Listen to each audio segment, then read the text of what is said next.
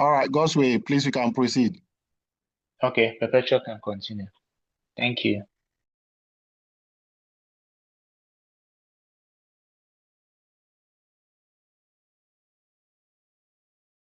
Okay, hello everyone.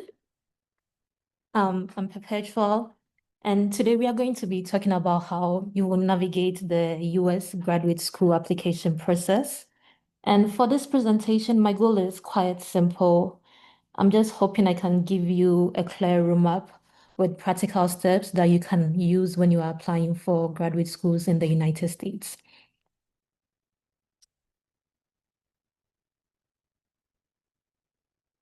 Okay, just a minute. Let me do it this way.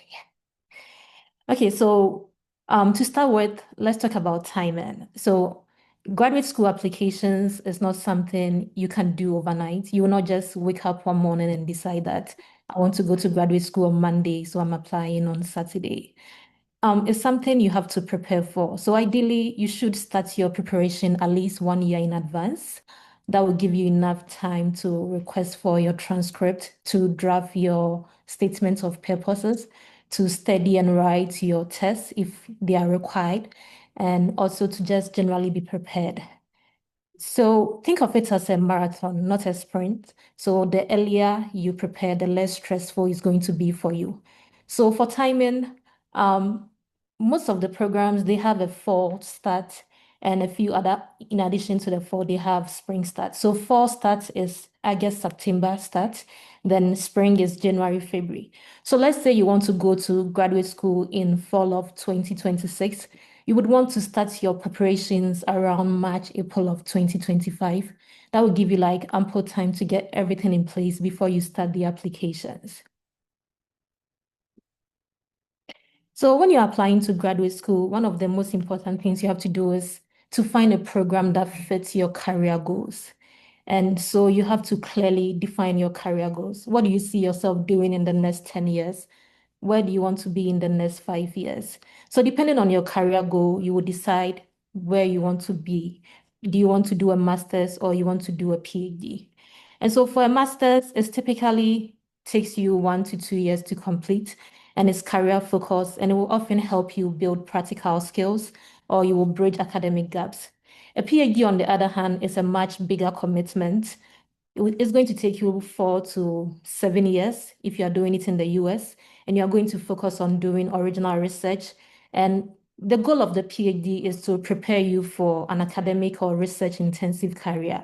So before you decide if I'm going to do a master's, if I'm going to do a PhD, you have to really sit down with yourself and clearly define your career goals to see which one best fits you. Shouldn't just go with the wing and be like, I have a master's, so I'm going to do a PhD. I have a bachelor's, so I'm just going to do a master's. You have to really decide where you want to be, then you make the next step. Okay, so once you know your path, be it a master's or a PhD, the next step is to find a program that fits into your career goals. So for example, if you want to research leukemia, and it doesn't matter if you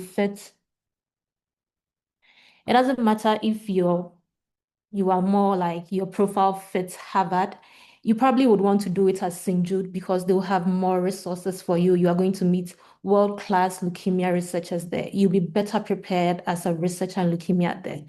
So you would want to find a program that fits your career goals, a program that will prepare you adequately for your next step.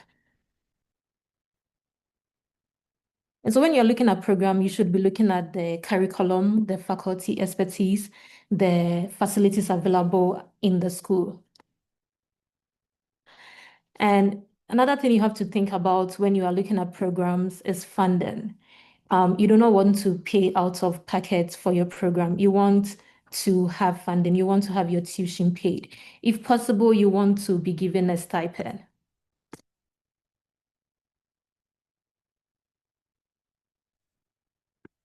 Just a minute. I'm trying to turn my video back on.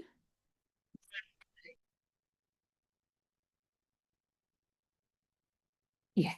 Okay, now I can't find my slides.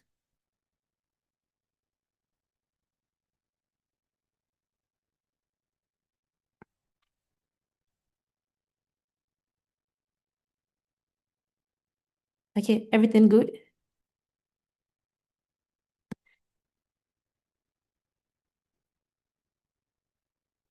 Yeah, and one other thing you want to look at when you're looking at your program is the location and the cost of living.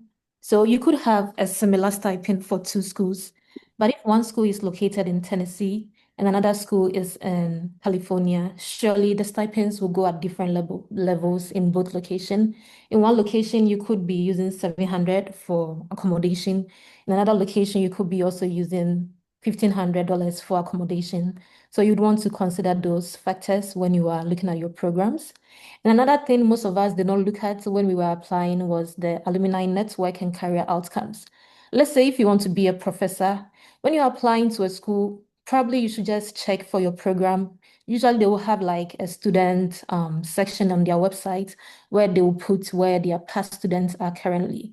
If you go through the alumni like list and nobody is a professor there, clearly that program cannot prepare you enough to become a professor. They don't have any track record of doing that. And so once you've decided on your program, it fits your goals, it can prepare you for your next stage, you would want to reach out to the current faculty. And there's a link down there and there's a sample email. When you reach out to faculty, you should be very precise. You should tell them, you shouldn't just reach out, you should look at their research. You should tell them that you have interest in their research. Then tell them you are applying to program A, B, C, and you want to talk to them. Are they available via email? Are they available via phone?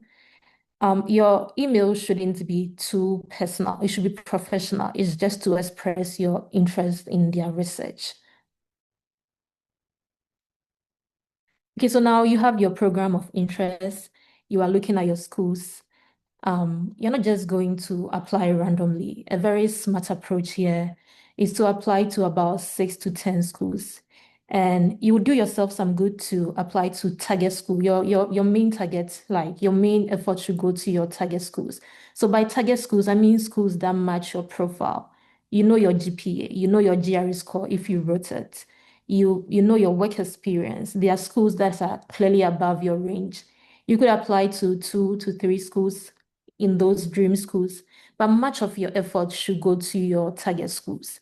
And then there's also something we call safety schools. They are schools you know within your strength that I'm a little bit above this school, but you don't want to just be applying every year without getting admission. So probably you should apply to some 2 or 3 safety schools. So for me, if you ask me, I'll tell you that apply to 10 schools. You could do 3 safety schools, you could do 5 target schools, and then you could add 2 dream schools. And by spreading it that way, you are quite assured that you are going to end up with admission and probably a funded admission for that year. Okay, so what do you need when you are applying for schools? I've seen a couple of applications that required your passport or your ID to proceed. When you don't have it, it wouldn't even move to the next step. And if you are thinking of schooling abroad, probably that's the first thing you want to do. You want to get your passport. And the next thing you want to do is to request for your transcript, have it in hand. You don't have to like apply, then you are waiting for your transcript to be able to proceed with the application. And if you go by the timeline and you start like 12 months in advance, by the time the deadlines are approaching, you will have your transcript and your certificate.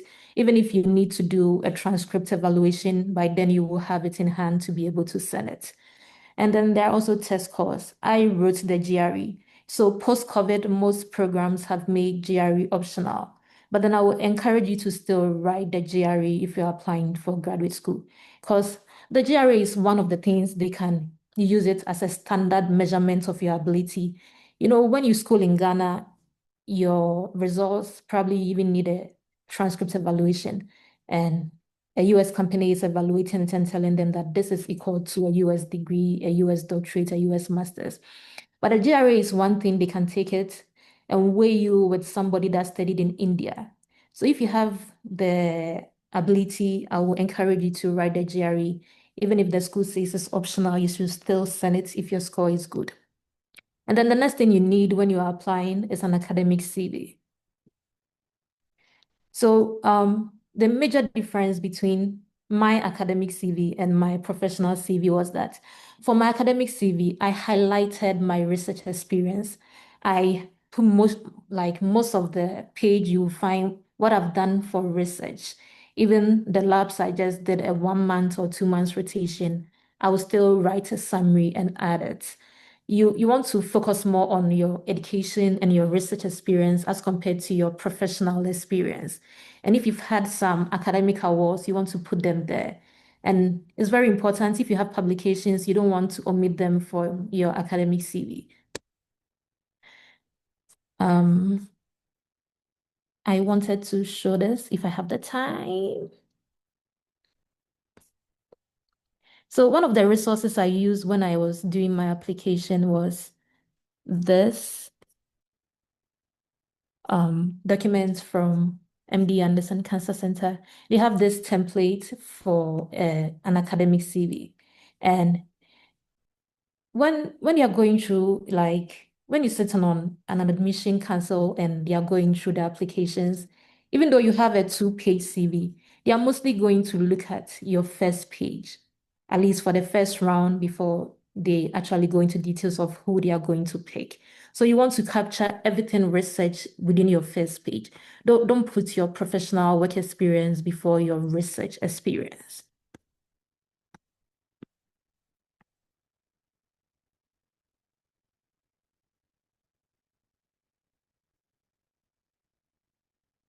And you should tailor your CV to the academic programs. Maybe you will realize that maybe between UT Anderson and UT Dallas, they have different requirements from their programs. You want to edit your CV every time you send in an application. It's work, but then you are trying to apply, you are trying to get in, so you should put in the work. Tailor your CV to the program you are applying. You can go through their site. Some schools are very specific with the fonts and formats they want your CV in. You should just do that so that your application doesn't just get thrown out. At least it will go through the first round of application cycle. Yeah, so the next thing here is your personal statement. So the personal statement is often the very core of your application. They don't see you. What they see is your personal statement. So in your personal statement, you are trying to explain why you want to do graduate study and why you are a strong fit for the program and how the program is going to help you to your next academic stage, your next professional stage. So most of the personal statements I have had a chance to look in for other people, it was almost as if they were trying to tell their life story. They don't want to know your life story. They don't want to know about your financial struggles. Probably if you want to put struggles in, then it's struggles that you had in your research journey and you've been able to overcome to show that you are like a persevering or persistent person. But what you really want to have in your personal statement is how you've been prepared academically, the key coursework you've done that has prepared you for this program you want to do. You want to highlight your research experience, your lab experience, how the skills you've obtained in your undergrad will help you be a better fit for this master's program or PhD program. And then you want to talk about how like the pathway your career goals is going and how the program will support you to achieve those career goals. I think that line is like the most important thing. If the program doesn't think they can help you to your next stage in life, they feel like you are wasting your time, they are wasting their time too. If you want to be, let's say, an industry postdoc, and they've never trained an industry postdoc, automatically they are very unlikely to help you and you won't even get in, like they won't even offer you an interview because they feel like this is not the right fit for you. So when you write your personal statement, you want to tailor it to each program. If you apply to a research intensive program, tailor your personal statement to be research intensive. If you are applying to, let's say, the Doctor of Clinical Laboratory Science program in Galveston, tailor your statement of purpose to be much more professional. You will highlight your potential. Just don't go be like, I'm passionate, I'm very enthused, I'm excited. No, highlight your potential. What potential do you have? What shows that you will succeed in that program? That's what you want to do. And your goals should be clear. It shouldn't be like over aching. They cannot train you to become president of the United States. That is not their purpose. So you should show clear goals. You should display academic maturity. And one of the things they don't want to see is you just repeating your resume or your CV. They don't want you just dumping everything there. And you don't really want to write a 4-page personal statement. You're not going to go through every professional experience you've had since you finished college. And don't go and be using generic statements. You should show again academic maturity. After this presentation, Gosway will share the PowerPoint. There are links to sample personal statements and outlines of personal statements you could go through.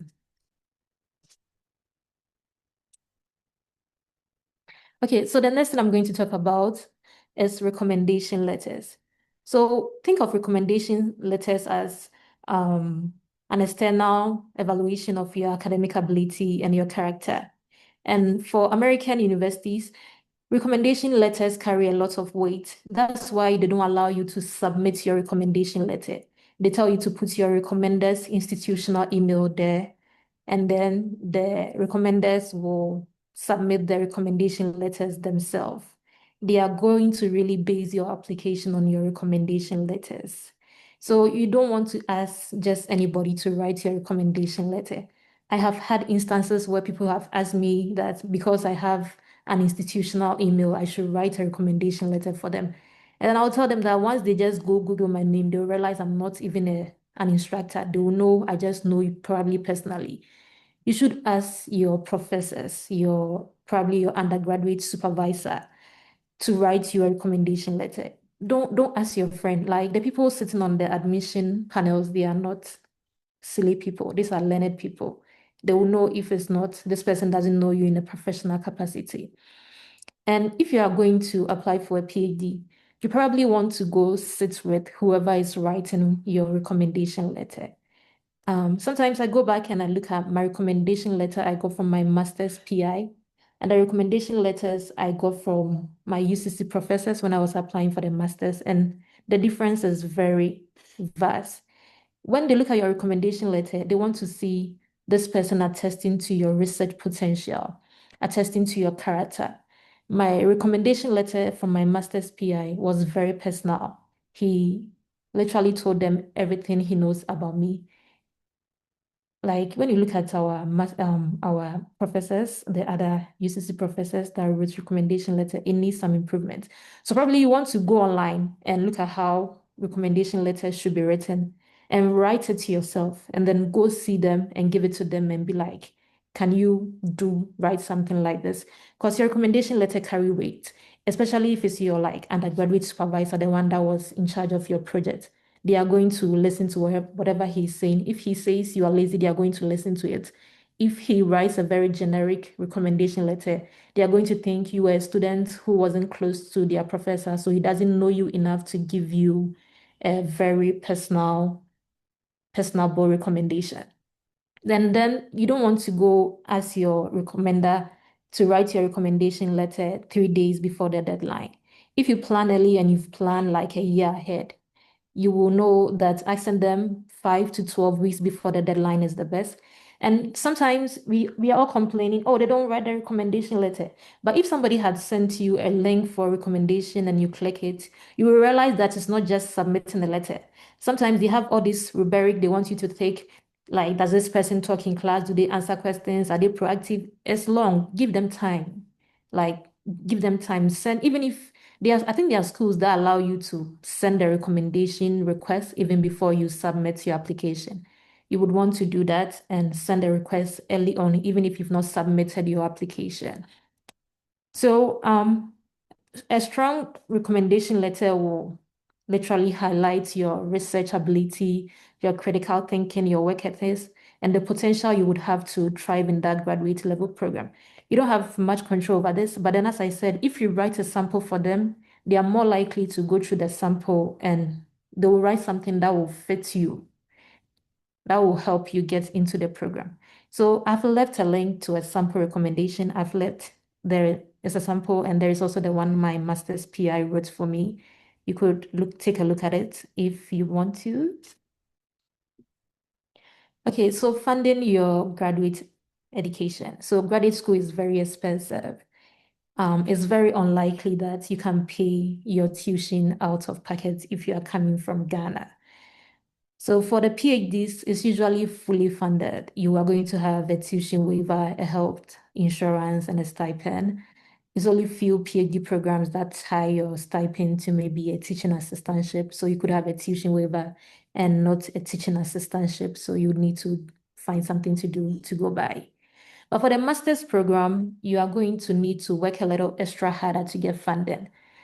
If you want, there are schools that cap their funding. Maybe admission application is ending in April, but then we are only going to fund people who apply by January. That's why you should be applying early. So you get in. There are schools that your application also serves as a funding application. You don't need to put in a separate application for funding. So when you start early, you'll be given the chance, like you give yourself a chance to research all these options. And there are schools that are going to give you like a tuition waiver. You have to find an on-campus job to get a stipend from that. And that there are also external sources. There are government grants, there are private foundations, there are also associations. But unlike the UK, where most people try to get their own external funding for their graduate education, most people coming into the US are coming with their school funding. And frankly speaking, that's the best. You want to have your school funding. That is quite assured. For the private foundations and association, probably you would need to reapply the following year. And you don't want to come here and after 1 year you lose your funding and you'll be left hanging. So for me, when I was doing my application, I was very adamant on finding schools with funding. It doesn't matter how your program does fit my career goals. If you don't explicitly state on your website that you have funding, you have a stipend, I was not going to apply. So I think although there are external sources, you are better off going through the schools list and finding the school that has funding. It makes life just easier for you if your school has funding. So the key here is to research early, start early. When you start early, you will have the option, you can go through all the school lists. And yes, I have a link to a list of schools like the schools are categorized, category A, B, C, and D. So you look at your profile and look at where will be your target schools, where will be your dream schools, where will be your safety schools. And if you start early and you go through that list, you're going to probably come up with a list of 10 schools with a master's program in your area you like with some funding, and then your application will be quite easy and simple. Okay, so think of it this way. You have your admission, and then the next step is going to be your visa process. So once you have your admission letter, you're going to fill some forms, and your school is going to give you the form I-20. The next thing you need to do is to pay your service fee. I don't think things have changed. You have to pay your service fee here. You have to find someone here that is willing to do the Western Union for you. You can't do the Western Union in Ghana. Then after you've paid your service fee, you will pay your visa fee, try to get a visa appointment and get your visa. Okay, so the elephant in the room, money. This process is not a cheap process, it's expensive. When I came in 2021, I had spent about $2,400. You need money. So if you're going to start this process, looking at inflation and everything now, you should budget for around, at most, $3,400 because you're going to do applications. And if you're doing 10 schools, and if the schools require transcript evaluation, you are going to send your transcript every time you apply. So for your school application, I think the least amount you're going to spend here will be around $250, and at most you're going to spend around $600. And if you're going to write the GRE, you should know that the exams is around $250. You are going to budget for that as well. You're going to buy some books and everything, so you should budget for that. And if you are evaluating your transcript, the last time I checked, the worst evaluation was $250. And before the evaluation, you're going to send your transcript to them. It has to come from the school. UCC is going to take some money before they will send your transcript. So budget for that as well as your service fee, your visa fee, and then maybe your plane ticket if you want to add that to the initial budget.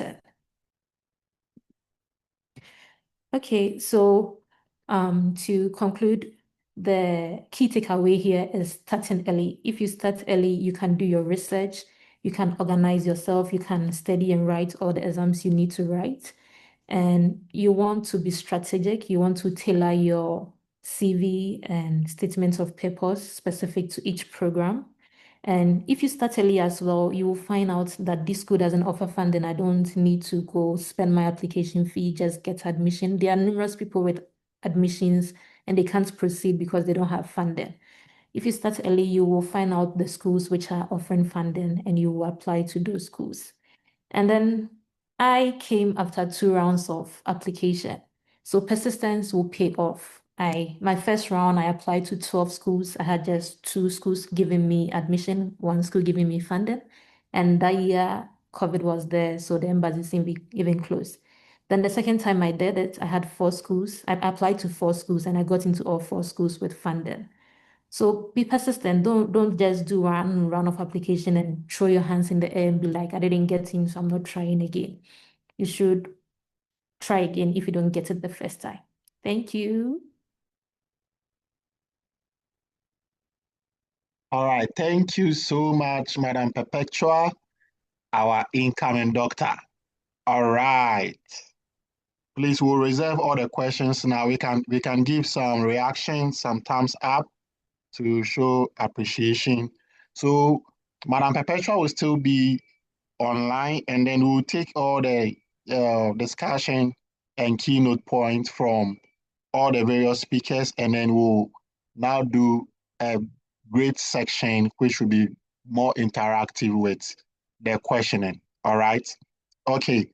All right. We have a very important personality in our midst that I would like to introduce, and this person is in no other but our former Vice President of the Ghana Association of Medical Laboratory Scientists, in the person of Dr. Robert Agejekpodo.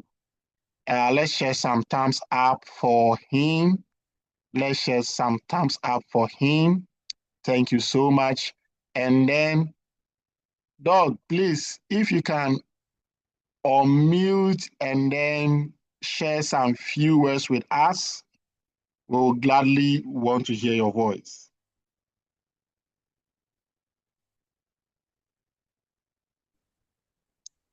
Hello, Francis. Yes, Doug.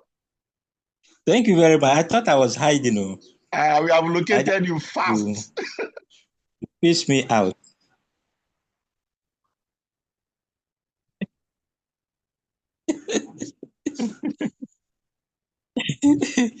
I'm grateful for this wonderful presentation by the earlier speaker. I think you guys are doing very well. You started on a good note. I'm happy you are bringing on board the younger ones to also participate in this very important program. So I'll be listening to the discussion, and then maybe later on I'll also add my voice to that. So colleagues, as the earlier speaker said, if you want to start early.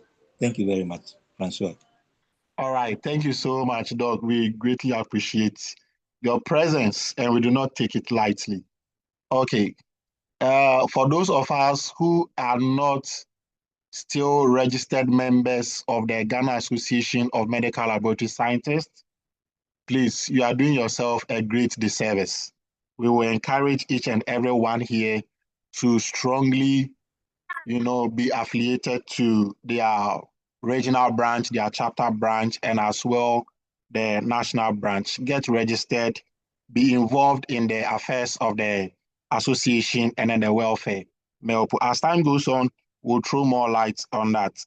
But still, for those who joined this session earlier on, while the speaker was speaking, this is the Ghanaian Medical Laboratory Scientists in the Diaspora, and this is our Opportunity Hub series. We heard from the first speaker on how to make progress in the field of academia. Those of us who are interested in doing studies, okay, in the United States of America. We'll take our second speaker, and our second speaker is a gentleman by all standard and by profession. He holds a diploma from the Kintampon College of Health and a BSc from the University of Health and Allied Sciences.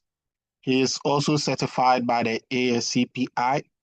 He has worked for almost a decade with the Eastern Regional Hospital in Koforidua and currently works as a supervisor at Indiana University Health at the Blood Bank.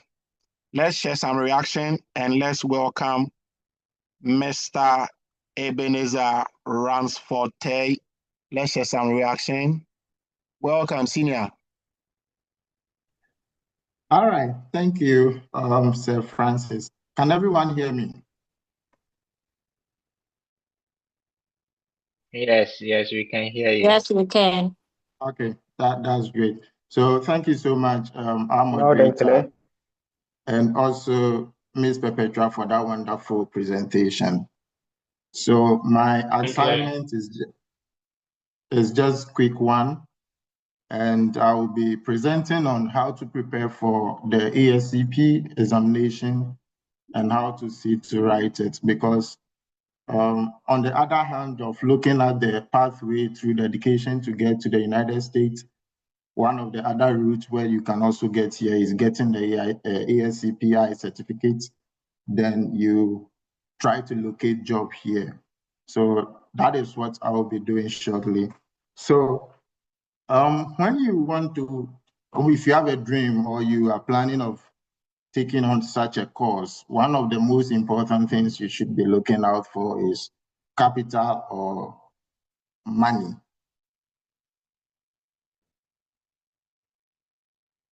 Yeah, so you should be looking out for capital, which is a resource that you cannot do away with. And also because I would say that because the process is not just a short period, you should not think of getting all the money that you require before starting everything. You can be saving, or you can start the process with the little you have, and whilst time goes on, you keep putting money together to continue with the process. Because maybe if you look at the whole quantum of money that you need for the whole process, you might be scared and think that, okay, I can't do it. Okay, so if you are ready to write the exams, then what are the most important things to do?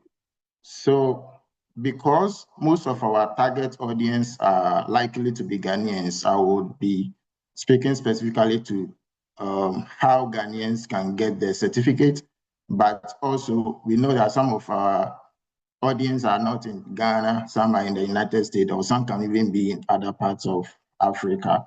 So I will try to blend the two so that everybody can find an information that is helpful. So if you are in Ghana, then the best thing you have to start first with is try to do your course evaluation because your training has not taken place in the United States. So your course that you read in Ghana, that's the BSc Medical Laboratory Science, has to be evaluated to the standard of the United States training so that they can certify that, okay, this program or the courses you have read is equivalent to somebody who has also read the same program in the United States here. So we have a lot of agencies that have been approved by the ASCP. But the most common one that we come across are the WES and the EEI. I use the EEI, that is Education Evaluators International, but some people too prefer the WES. I have a link that when you click on that, I will send to our organizers so that they will share with us. If you click on that, you'll be able to see the other evaluation agencies that have been approved by ASCP. So depending on which of them you are okay or you want to go by, you can choose that particular agency, and you would have to submit your transcript and your certificates from your previous university to them. Then they will evaluate everything, and send you your copy. But before that, you have to create an account with ASCP so that when you send them the evaluation and you notify them that you are doing the evaluation for the purpose of writing ASCP exams, they will send a copy of the evaluated transcript to ASCP and send you a copy as well. So if that is done, then you are ready to register for the exams, because those are the documents you need. Then for the registration, you need to qualify in 2 pathways. So you can use 2 routes to qualify for the exams aside the training. So you can either use the international training pathway, or you can use clinical laboratory experience pathway. That is if you have completed for some number of years and you are practicing, you've been in the clinical bench, on the clinical bench for some time now, then you should be evaluated per your experience on the bench. ASCP has some laboratory specifications that they should be a certified, ISO certified and CAP certified laboratories, but in a broader sense, I don't think that rules will be so strict. So if you're training on the bench and if you've been working on the bench and the laboratory is certified by ISO 158.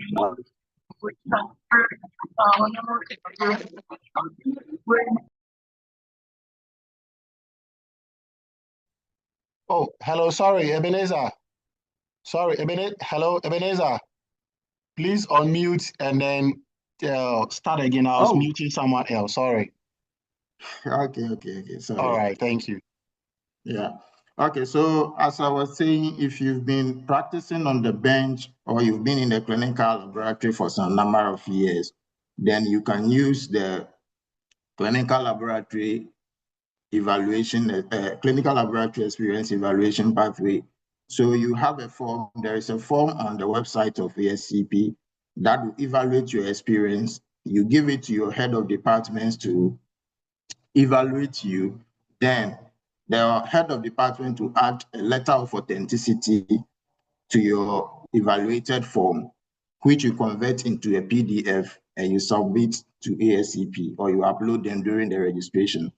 If you've completed school not too long ago, then you use the international training documents, and the same documents can be found on the ASCP portal, which you can download, then send to your HOD of your previous university to evaluate it for you. And the HOD will also add your letter of authenticity to it, which you convert all into PDF and upload up to the portal of ASCP to get the registration done. If you can't do it, get somebody who has done it before and do it for you. But the links that I've included, if you follow those links, it's very simple. You can easily sit down and do it since you are in a digital environment. But if you are in the United States and you have trained in the United States, then there will not be a need for you to do any course evaluation because you have already met the United States education standard. So with that, your university will send an official transcript straight to ASCP that, okay, yes, this person has trained with us. We have trained this person, and this is the person's credentials.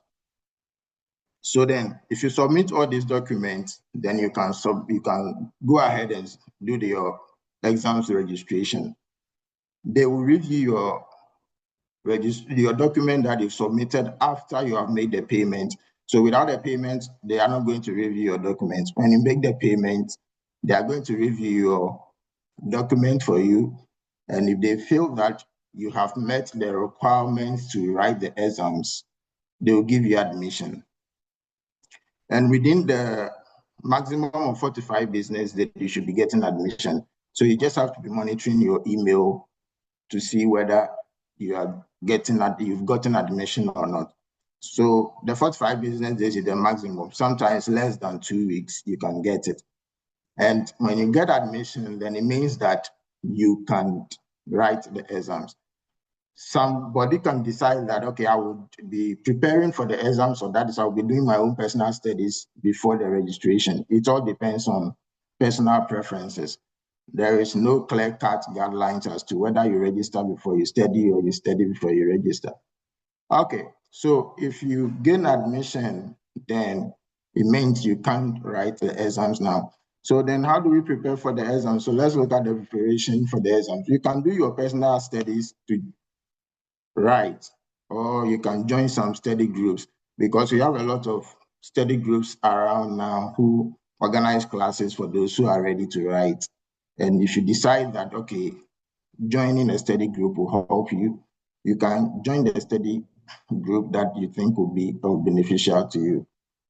And there are a lot of reading materials out there that you can use to prepare, but I would not recommend any specific book to you, because I wouldn't like to limit you. So the only thing you can do is those who have already written some, you can contact them. But if you ask me personally, then maybe some of the materials I used, I can recommend one or two of them for you. And the content area of the exams, it cuts across all the aspects of the laboratory training that you might have taken, you might have gone through. So you can't escape any part. So we have blood banking, which take about 17 to 22% of the questions that you'll be meeting. Then urinalysis and other body fluids, then chemistry, then hematology, immunology, and microbiology. And you also have laboratory operations. So when you are preparing, you should make sure that you cut across all these various aspects of the areas where questions should be coming from. So however you structure your studies so that you'll be able to cover up all these areas, it will be very beneficial and helpful to you. You should do yourself good and learn most of the common international reference ranges for most laboratory parameters, and some simple manual calculation formulas, because some of the questions you will need to use some manual formulas to prove your answers. And if you forget, it will be tough for you. So when it comes to online resource materials, I can recommend LabC, which is a website that you can use. They have simulated questions that look similar to what you'll be meeting on that day, because their questions are also kind of computer adaptive. So whilst you are solving, it keeps increasing the difficulty of the levels. And one thing I like about that platform is that after you finish solving, they explain all the answers to you, whether you get them right or wrong. They will explain the answers to you. So that in a way will help you keep studying. But I will not advise people to over depend on solving of questions, but you should rather read wide. Since I would say practicing in the United States is more kind of a little complex and challenging than practicing way back in our country. So if you have a dream, then do your best good and read wide. Then also, and there is this app I came across recently, a friend recommended for me, CLS Review. It's also an app that you can use to study. But I would advise that you should not depend so much on past questions, because their questions are strictly controlled. So there is no way you can get exact past questions from them, even though you might get a hint of a past question that is coming from them, but they might twist it. So the best thing you can do is to understand the concept of the questions or the areas where the questions is coming from, so that no matter how it is twisted, you can still understand what the question is demanding. All right, so with that being said, then I would think that in a nutshell, that is how you should be preparing for your examination. Then when it comes to choosing the centers for your exams, it is Pearson VUE that mostly organizes these exams for ASCPI. And depending on which country you find yourself, you can just look for a nearby Pearson VUE center close to you. Then you choose that center to schedule your exams. That is when you are ready to go and write. With those in Ghana, the main place that we knew was Total House in Accra. But recently I heard a new center has been opened at Kumasi, which will give us chance to those who will be traveling all the way from Tamale and even from Kumasi to go to Accra to go and get just examination written. So if you are in Ghana, I think currently I understand there is a new center in Kumasi that you can also schedule your interview, your question there, your examination there if you want to write it there. Or if you are nearby Accra, then you can also choose the Accra center. And mostly they will give you the dates that are available and the times. So you can choose any time and dates that will be okay with you to schedule and go and write. Okay, so we'll talk a little about the nature of the exams. So the exams that you are going to face that day is purely computer adaptive test. And in the sense that the first question, the difficulty of the first question is dependent, the difficulty of the second question is dependent on the first question's answer that you provide. So if you get the first answer correct, the first question answer correct, then it means that they will increase the difficulty of the second question. But the more difficult the question comes, the more marks it also carries. So if you are getting more difficult questions right, it means your chance of passing is very easy. But if you are getting lower difficulty questions right instead, then it means that you find it difficult accumulating the minimum marks to pass. So you can't skip the question, but in case you don't know, you can flag it so that later when you come back to review, how the computer is able to determine the next difficulty of the next question if you are not able to answer and you flag it, that I can't tell. But if you can't answer at that particular time, you can just flag it. Then it knows that, okay, you've not been able to answer that particular question, you go forward. After doing everything, if you think like you can now come and attend to it, you come and answer it. Then I would say you should not limit your studies to some particular areas, or you should not do selective studies because this is my experience.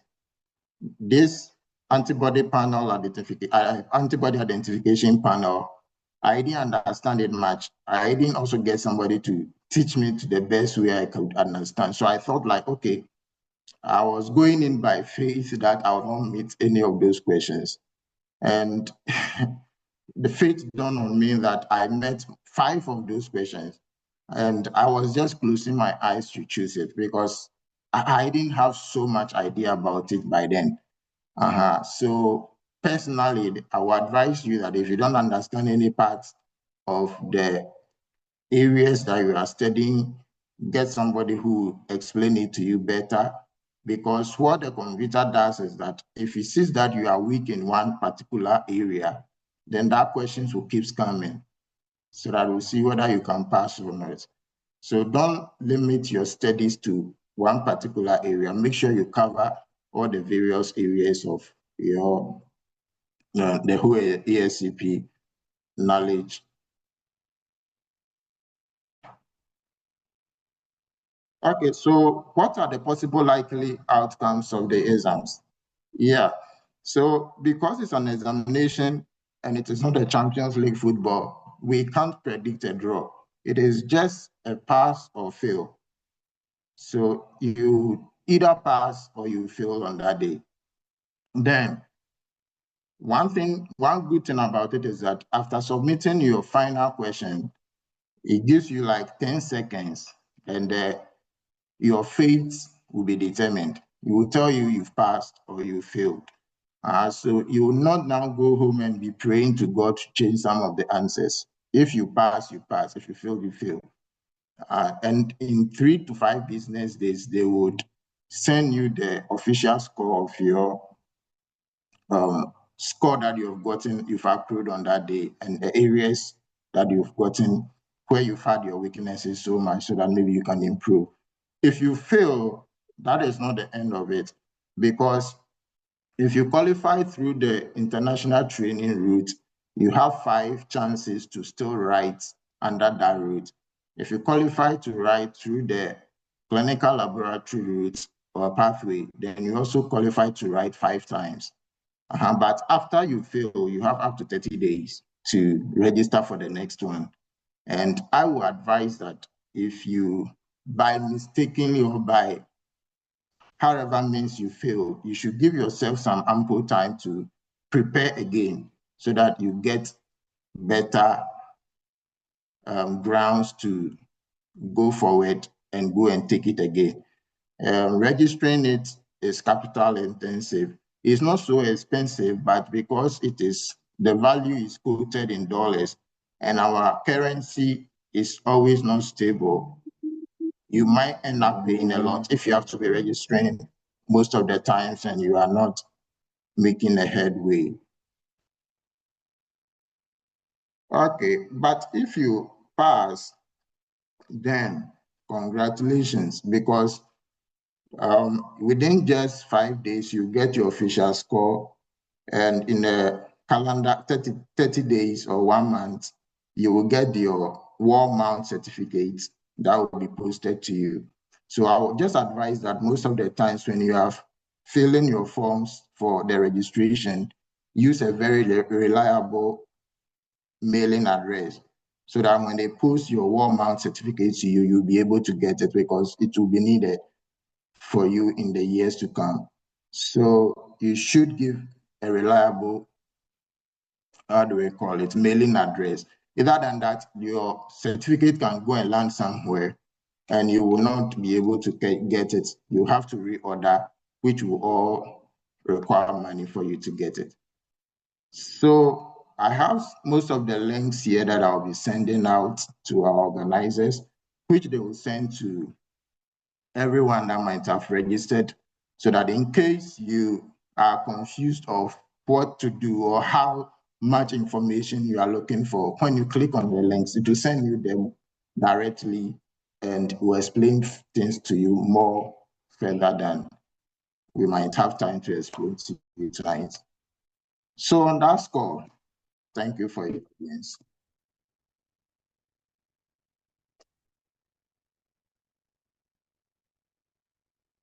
All So right. Francis. Yes, sir. Thank you. Thank you so much for the wonderful presentation. Let's show some appreciation to Mr. Ebenezer for the wonderful presentation.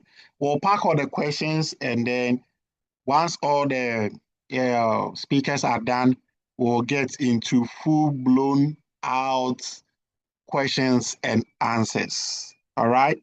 Okay, thank you so much for the wonderful time. Straight to speaker. But then before we move on to our next speaker, I want to still do some few acknowledgements. So we want to acknowledge the Ghana chapter of the Ghanaian Medical Laboratory Scientists in the Diaspora. And the person spearheading the affairs in Ghana is Dixon Kwade. Want to specially acknowledge him and thank him for all his support and efforts.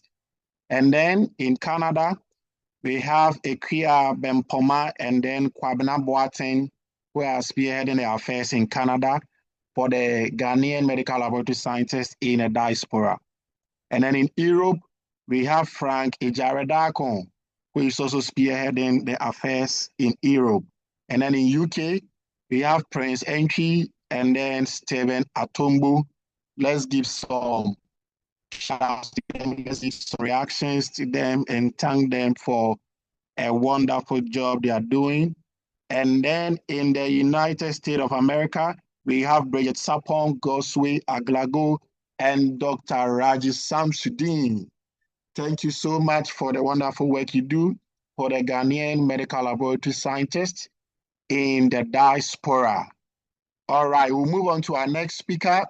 How many of you are learning a lot from this Opportunity Hub series? Just show a reaction, give some thumbs up to indicate you are really learning a lot. We know you have a lot of questions, and then we'll get right into that very soon. All right, the reactions are great. Eric Boydie, thank you so much. All right, we'll move on straight to our next speaker. Our next speaker is a gentleman by all standards. Holds a Bachelor of Science in Medical Laboratory Science from the University of Cape Coast, which is located in Ghana. He's worked at the Konfanoche Teaching Hospital as a senior medical laboratory scientist. He has been certified as an ASCPI and also has the New York State license as a clinical laboratory scientist.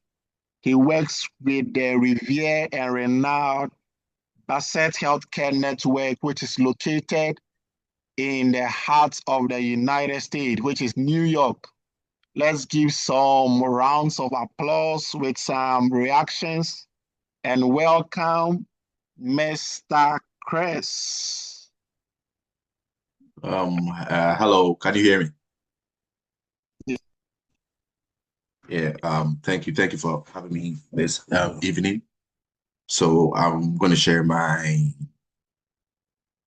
just give me a moment. I want to share.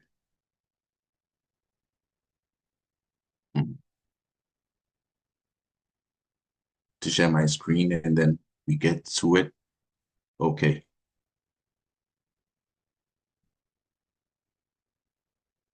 Okay, so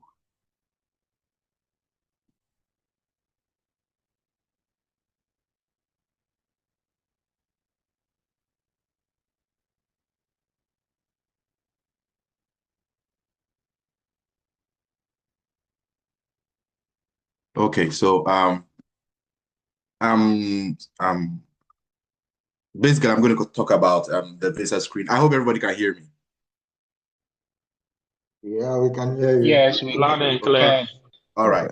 So, Yes. and I hope you can see my screen too. Yes, we can see. Yeah. Okay. All right. So basically, I'm going to talk about the visa screen and then the state license. I'll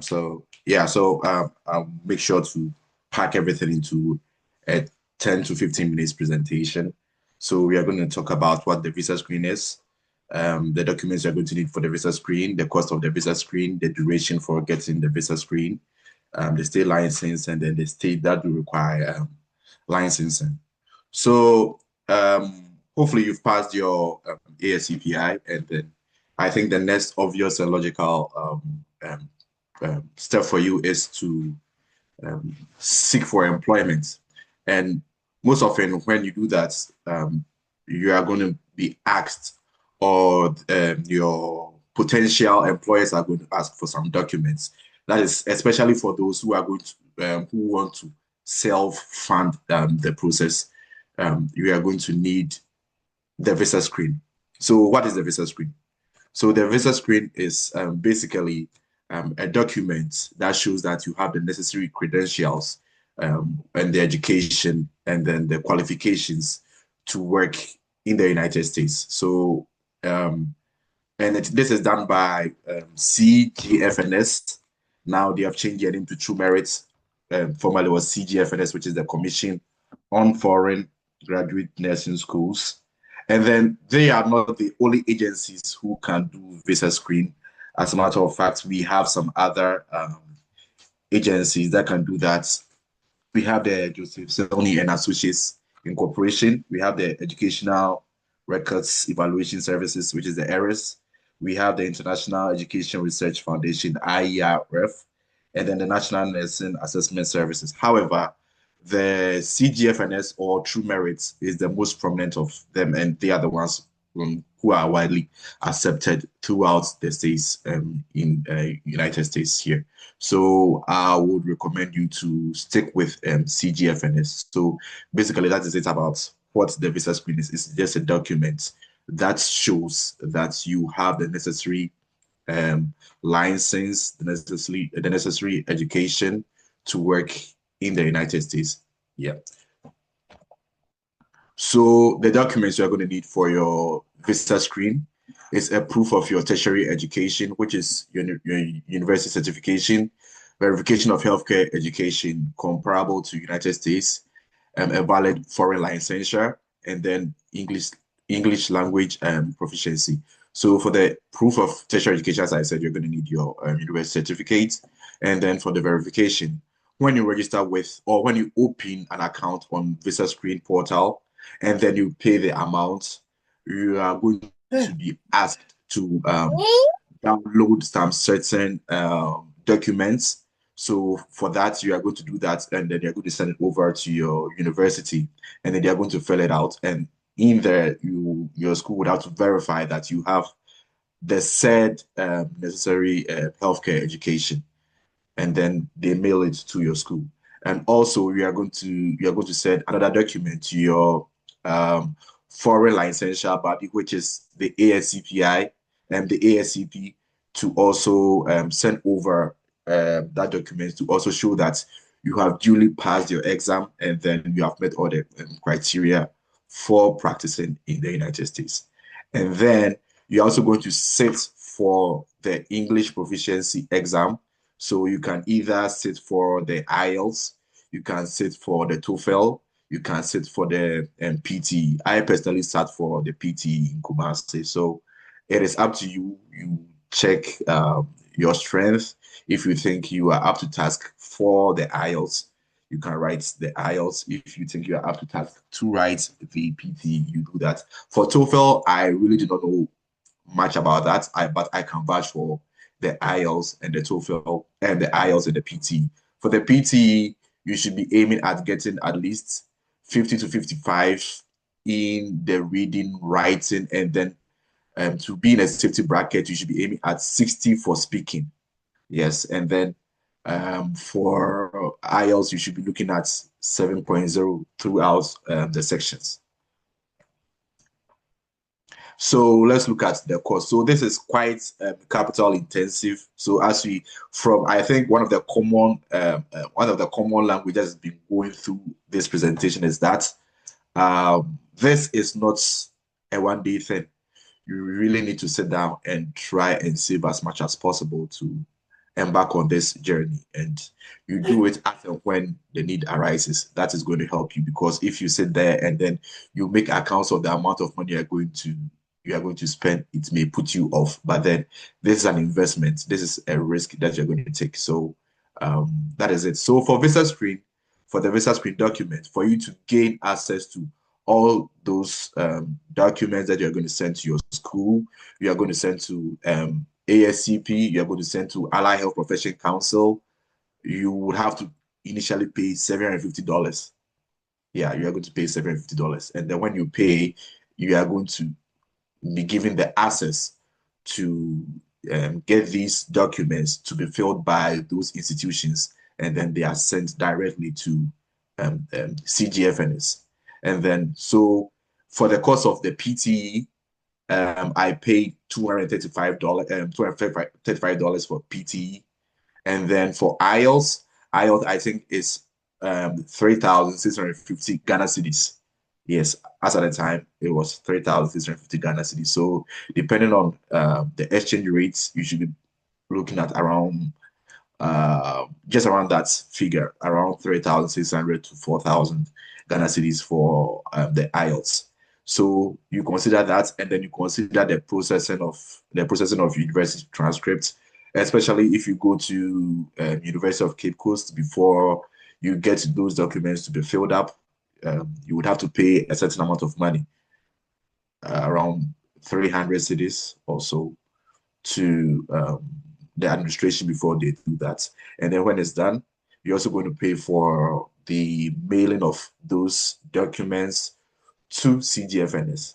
And then same applies to your professional license. So whenever you send over the license to you send over the document to Allied Health Professions Council, you are also going to pay a certain amount of money that is quite affordable. I think it's not going to be more than it's not going to be around it's going to be less than 300 cedis. So you send it to Allied Health Professions Council, but when it is filled up, you would have to pay for the mailing services. So it depends on what you want to where you want to send it to. If you want to send it to DHL, FedEx, or another express mailing courier services, that is up to you. So you have to factor in all that. And then there are other miscellaneous that you are going to encounter along the way. So you make sure you factor all those into the costs.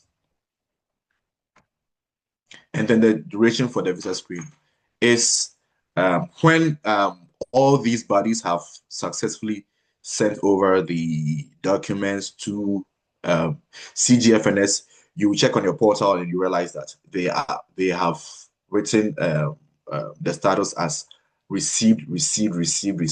That is if they have been received, and then if they have been successfully submitted, that's if they have gone through everything and they have realized that everything is okay, within a week to a month, you are going to get it. So for me, when I successfully submitted everything and I realized that everything was submitted, let's say I did that on a Friday, by Monday, Tuesday, I had the documents ready. So that is it. So aside that is there as in 1 to 4 weeks. Aside that, the rest is largely going to depend on you when you're going to be ready to send over the documents to your school and how long your school is going to take before they send it over to CGFNS. Same applies to ASCPI. Same applies to Allied Health Profession Council. So you factor all those into perspective, and then you arrive at where you think is going to be ready. But then for the successful submission of those documents to CGFNS, and then they have vetoed everything, and they see that everything is okay, then within a week to 4 weeks, you are surely going to get an approval notice. So why is the visa screen needed? As I said earlier, in my earlier submission, if you are trying to come to the US to work as a medical laboratory scientist, normally you're going to arrive here either through you sponsoring yourself or you get into contact directly with a potential employer, or you work with a recruitment agency or a staffing agency. So normally you're either going to come here through an H-1B visa or an EB-3 visa. And through that, one of the documents that you're going to need for your work authorization here, or one of the documents that you're going to need for your sponsorship, is to show that you have the visa screen. Yeah, so the visa screen will aid your prospective or your potential employer to help you get sponsored to work here in the United States. So this is a very crucial part of your journey in working as a medical laboratory scientist or a clinical laboratory scientist in the USA. So I'll vouch for you to make sure that you do that, because after the ASCPI, you are not the only one, unfortunately, with the ASCPI certifications. So you are also competing with other people, and then it's going to be like whoever has the documents ready seems to be the person who is more prepared to be sponsored. So especially if they are in the earnest need of a person to fill in a role. So probably they need you to be here within 2 to 3 months. You should be having your visa screen already in place, because it's going to take quite a while for them to process your HB1, your H1B approval and all that. So you should do well to try and get your visa screen done. So we are going to move on to state license for medical laboratory scientists. So when you come to the US, you realize that there are different, we do not have a standardized jurisdiction under which clinical laboratory program or the practice is done here in the USA. Every state has their own way of practicing, and they have their within a certain legal framework in which the profession is practiced.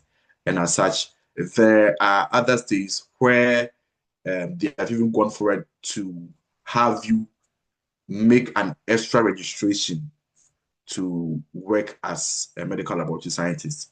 So, for example, here in New York, you would have to register with the New York State's education department as a clinical laboratory technologist. So, here in the state of New York, they do not refer to us as medical laboratory scientists. They refer to us as clinical laboratory technologists. If you go to California, you are going to be called a clinical laboratory scientist. If you go to Texas, you're going to be a medical laboratory scientist. In other states, you're going to be called a medical technologist.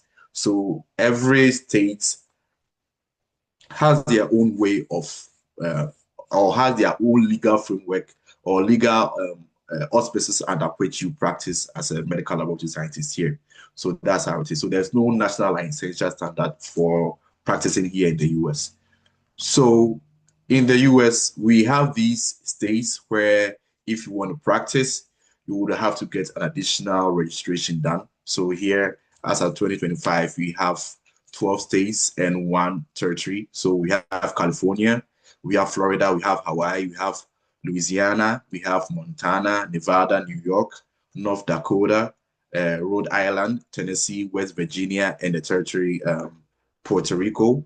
And then we have Georgia. But in Georgia, you only require extra licensure as a supervisor or a director. So, for example, my boss here, Tay, is a blood bank supervisor in Indiana. But if he was to work in Georgia, that would require him to also have an extra certification in Georgia. So that's how it is here. So for me, I'm in New York, so I have a New York State license. So that's why we have the NYSCLT. That's how it is. So you put this in perspective if you want to practice here and in the USA. So if you do not want to, if you want to veer off these states, so you can target Texas, Ohio, you can target Washington. You can just go there with just your ASCP and then your visa screen. But anytime you try to target any role in these states, or anytime you see any role on the internet where you see them having a role in these states, then if you are interested, then you would have to also make room or make funds ready to also procure additional certification. So, for example, here in New York, you would have to pay $345 to acquire those license. And with this, you will not write any exam. You will just have to submit your ASCPI. Well, you have to notify ASCPI or ASCP to send over your documents to the New York State's Educational Department, and then they register you. But then you have to make some certain payments also to the New York State's, to the ASCP before they do that. So what you are going to pay essentially is $345 for the New York State license. Same applies to Florida, but I think Florida is quite cheaper compared to New York, and I think it's also relatively cheaper in Florida. So you make those adjustments in your funds. That is if you are interested in those states. So like I said, so for places like California, you require to work as a clinical laboratory scientist, you would have to register with the California Department of Public Health, which is CDPH.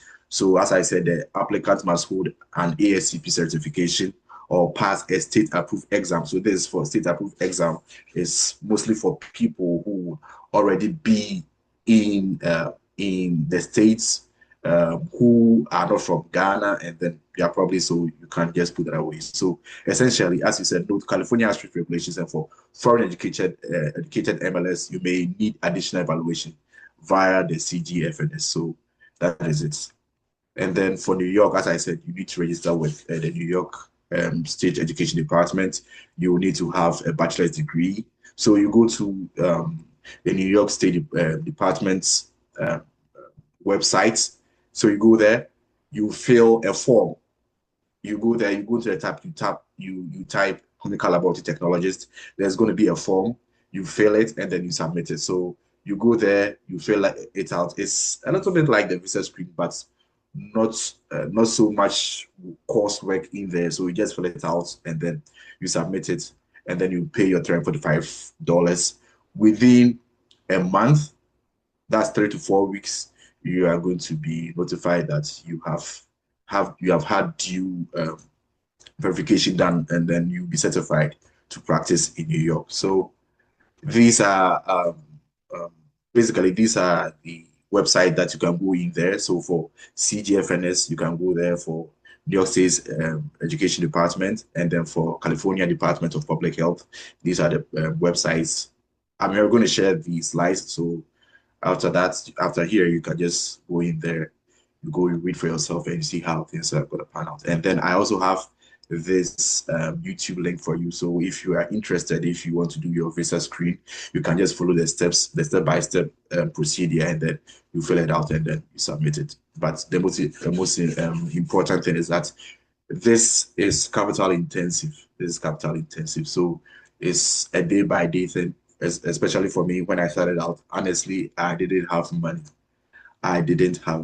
It was tough. So you do it bit by bit. This is a journey. This is an investment. So that's how it is. Investment, sometimes it takes a long time to bear fruition. So you need to just back up, work hard, try and save up, and then you work on your goals. And then another thing I want to put across before I end, because I've already ended. So one thing is, I've seen people on LinkedIn or other sites, whenever they post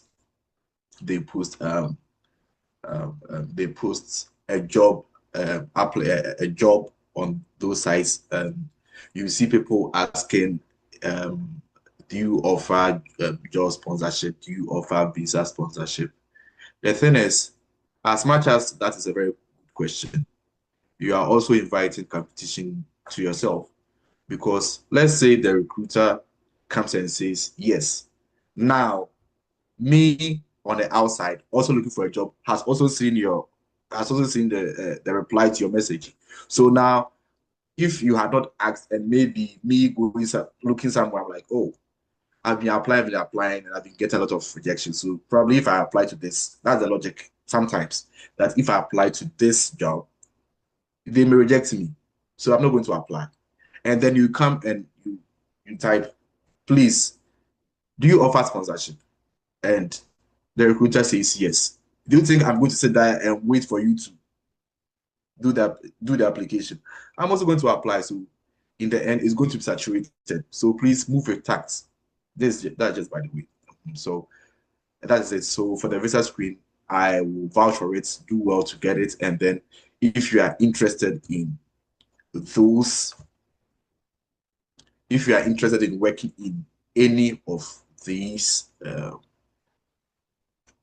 states, it's also good to work in any of these states, because sometimes the money will also put you in a position where people, because as I said, you will have to pay $345. People may not want to pay $345, so they are going to target the other states where you are not going to pay anything, and then that also creates unnecessary competition. So if you have the funds, it's not compulsory, but if you have the funds and you think you can target any of these states, especially California, New York, I'll encourage you to do that. So that is it for me. Thank you very much. All right, Sir Chris, thank you so much for the wonderful presentation on the documentation and pathways to working as a medical laboratory scientist in the United States. All right, so we'll keep the last presentation, and then we get into the full-blown interactive section with all the participants. Okay. All right. Thank you so much, Sir Chris. You're welcome. All right. So we'll take our last presentation, and I've been given an honor to do the last presentation. My name is Francis Igoja, and I was with the Wu Teaching Hospital, my proud alma mater. All right, so, sorry. Okay. So my name is Francis Bigoja. I was with the Wu Teaching Hospital Blood Bank and Wu Teaching Hospital Laboratory, and former Volta Regional General Secretary of the Ghana Association of Medical Laboratory Scientists. Okay. All right. And now I work with the ECU Health Medical Center, which is located in Greenville, North Carolina. So tonight we'll discuss direct hire, indirect hire, and immigration process. Okay. Please bear in mind, I'm not a lawyer. I am a medical laboratory scientist. So forgive me if I make certain petty mistakes, okay? Or if I'm not so updated on the current happenings with the immigration process. But I try as much as possible to get the latest information for you guys. Okay, once again, welcome all. I thought you guys are going to welcome some reaction. I think that would be so appropriate and that would be so nice. Yes, thank you. Once again, we want to thank the organizers of this wonderful program, our president, Akwesi Boedi, for the wonderful initiative to bring all the medical laboratory scientists who are Ghanaian in the diaspora together and to throw more light on the process and everything that is happening. Okay, so direct high and then indirect high. All right, so direct high, just a minute.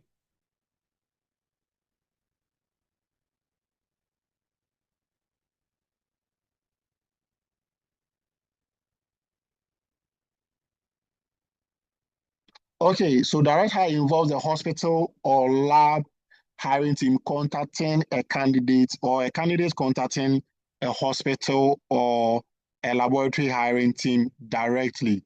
And then they go through the interview process and decide to work with you, okay? But then an indirect recruitment means that you are using an external staffing agency or a third-party recruiter to find and screen candidates on a company's behalf. Okay, so you can get jobs by contacting the hospitals or the hospitals on LinkedIn. LinkedIn is the most popular, so forgive me if I use that a lot. By contacting the hospitals directly, sometimes the HR managers that post the job. So, and sometimes they provide their email addresses and their name. So you can easily follow them on LinkedIn and then be updated on when they post new jobs and the like. So I know people who have gotten jobs and people who have also gotten jobs through indirect hire, that is through a staffing agency. Okay.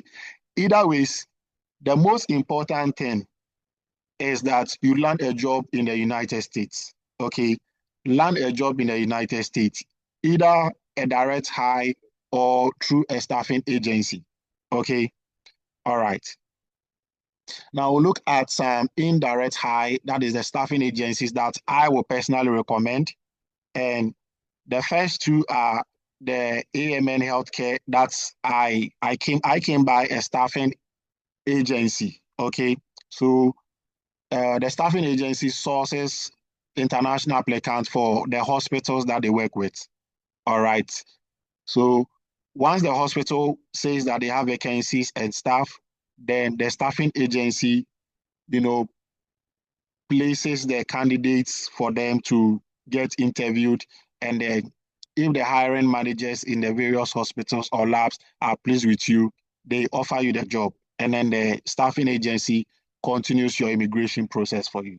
All right. So one of them is the Connectex, which is the AMN, which is under AMN Healthcare. And they're also a staffing agency. Okay.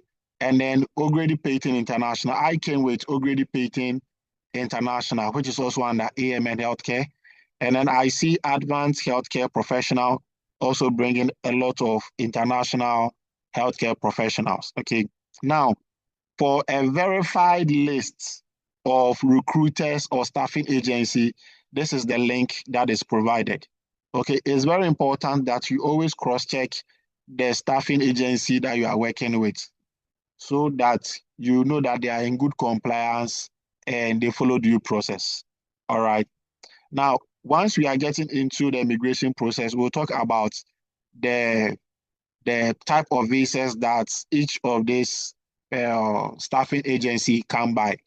But most of the direct hire usually go through the H-1B process. Okay. All right. So just just something quick on the direct hire and then the indirect hire. A lot of people think that once you're paying agency, it means you are going to be cheated. I mean, that's not true. Okay, that's not true. The staffing agency creates a platform for,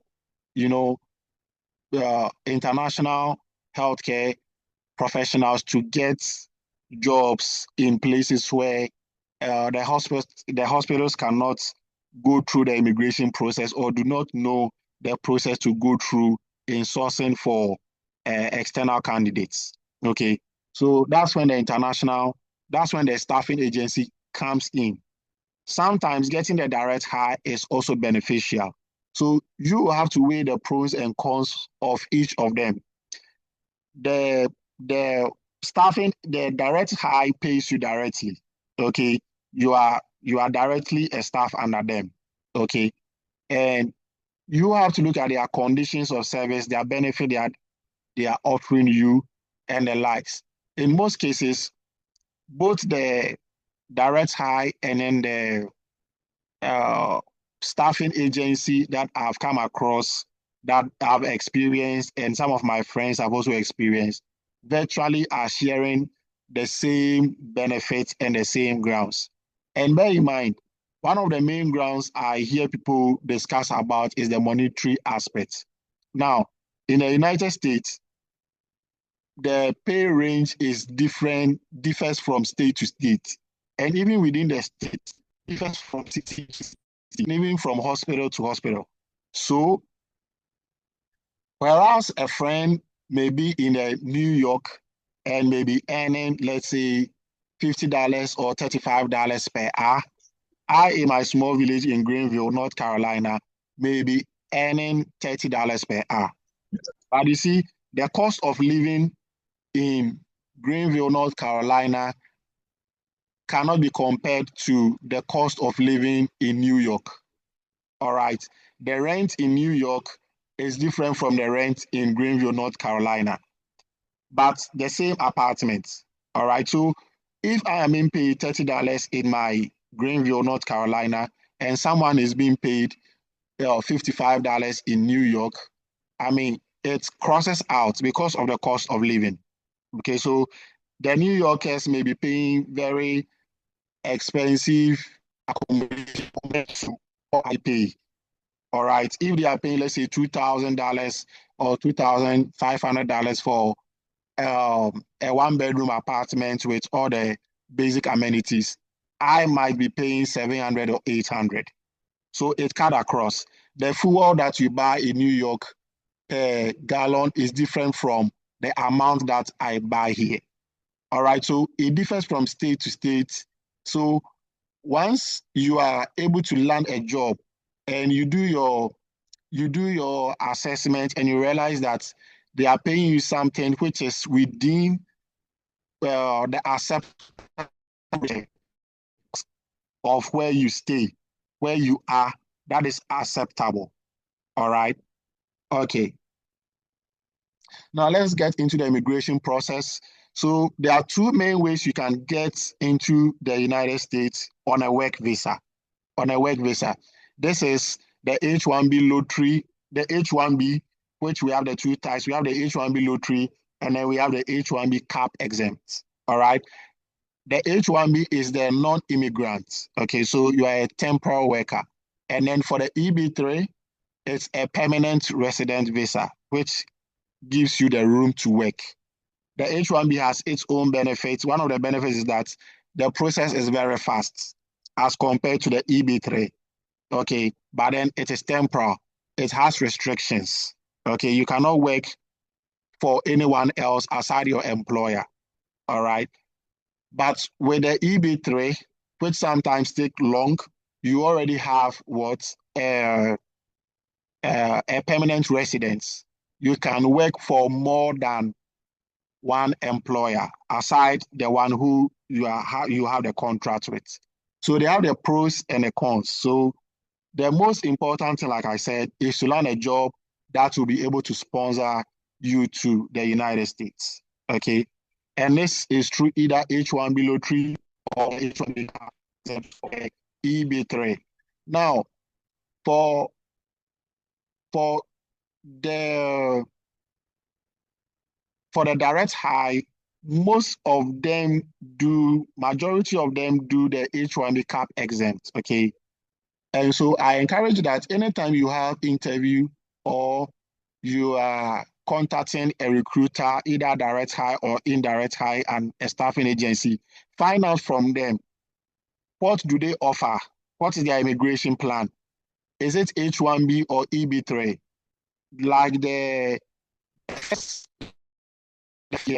Connectex, which is under AMN Healthcare, does EB3.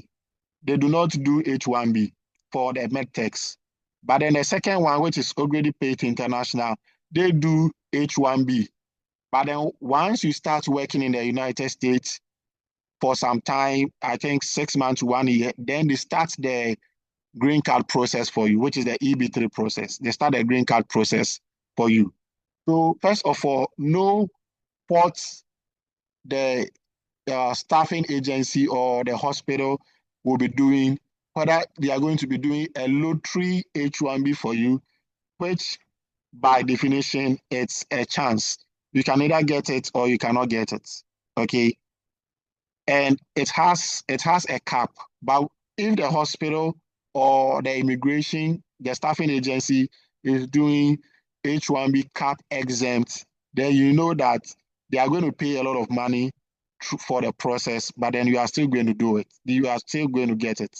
And for my agency, which is the already paid international, they don't do H-1B lottery. They do H-1B cap exempt. Okay. All right. Now, so the immigration process, once you are able to land a job, your employer must file forward the H-1B petition, which is the form I-129 with the USCIS, after the labor condition application is certified by the Department of Labor. So they file for your H-1B petition. In most cases, they do the premium process so that the process can be fast. Less than, I think, 2 weeks, sometimes even a week, you get the H-1B approval notice, which is the notice of action. And then they send you the form I-797B from the USCIS. Okay, now with this form, in addition with your ASCP, your CGFNS, all your necessary documents, okay, the staffing agency or your hospital, which is employing you directly, will now advise that you now book a visa application with a U.S. consulate or U.S. embassy. And hopefully today, we had a very wonderful news from the U.S. embassy in Ghana that all the visas have been reverted to the former states, which we are so grateful for.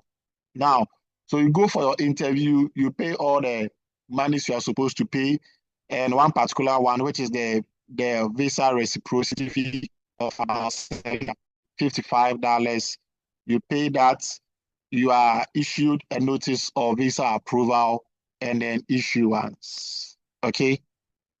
All right. So now for those whose agency or sometimes the hospital may want to do the EB3 process for you. This is it.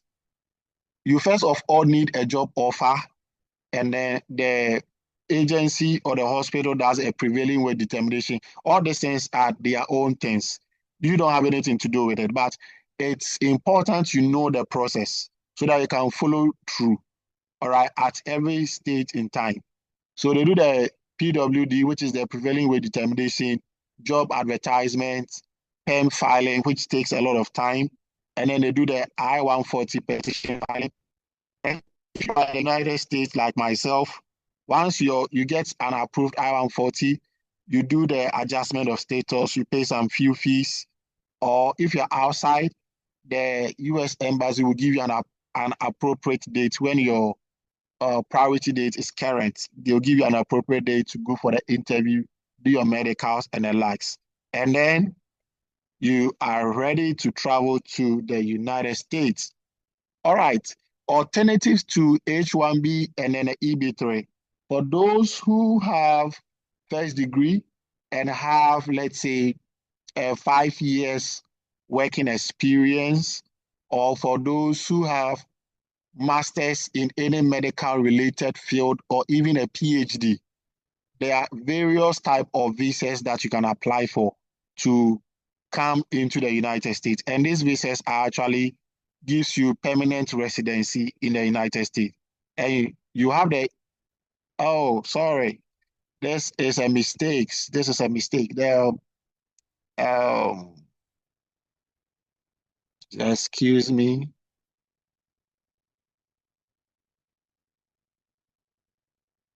Okay, sorry, this one was a mistake. It's supposed to be EB2, sorry.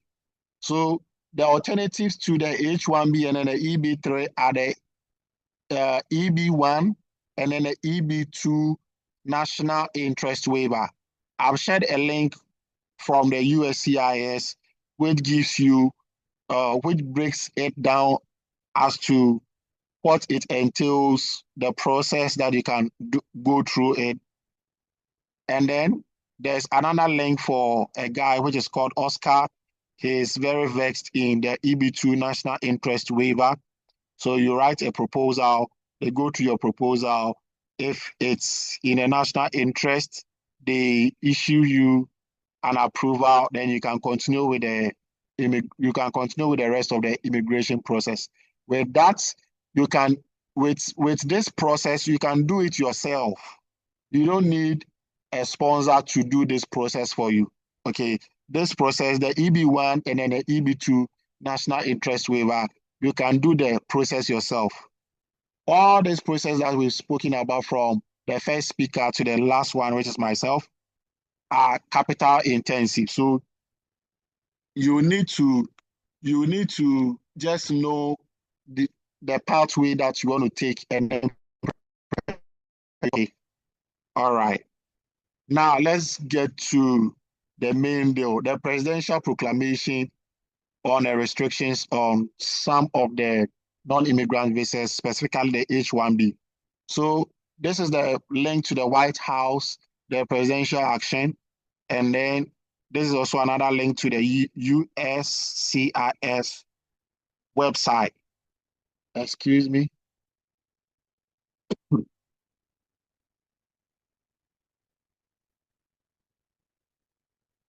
Okay.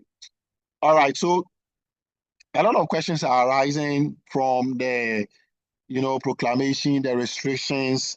And so when you carefully read the restriction, it gives data on the IT, okay, how that the IT is taking the jobs of the American citizens and the likes.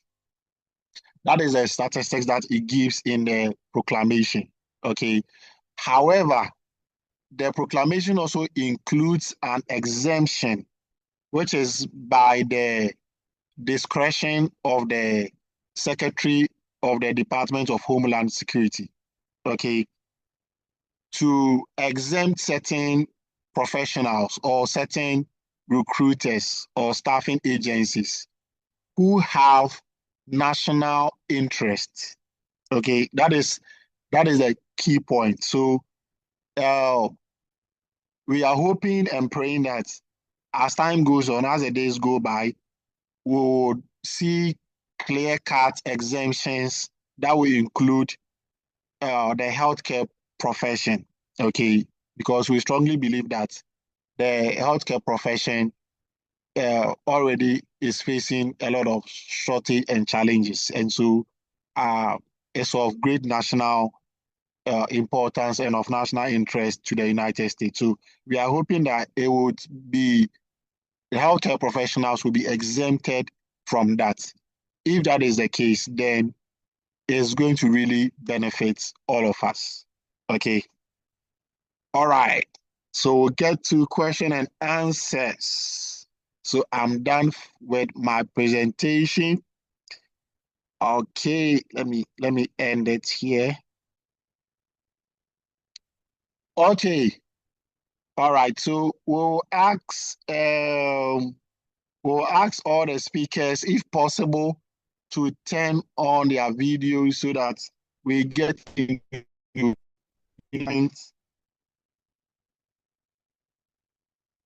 we get into the questions and answers.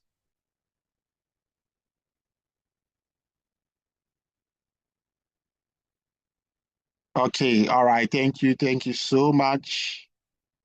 I'll be coordinating a session with Gosway,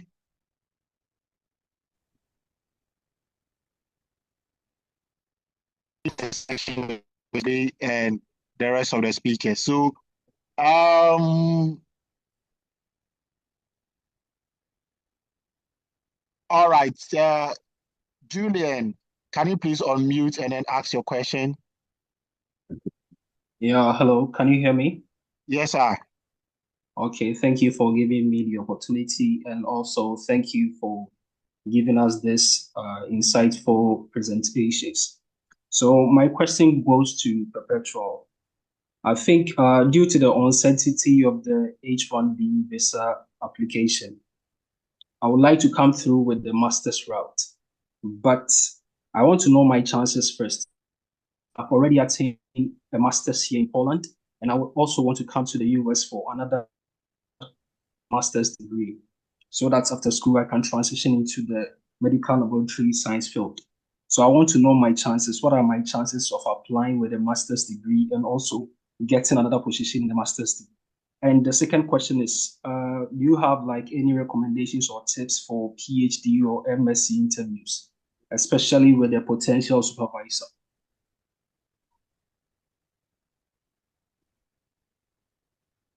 Okay, hello, Julian.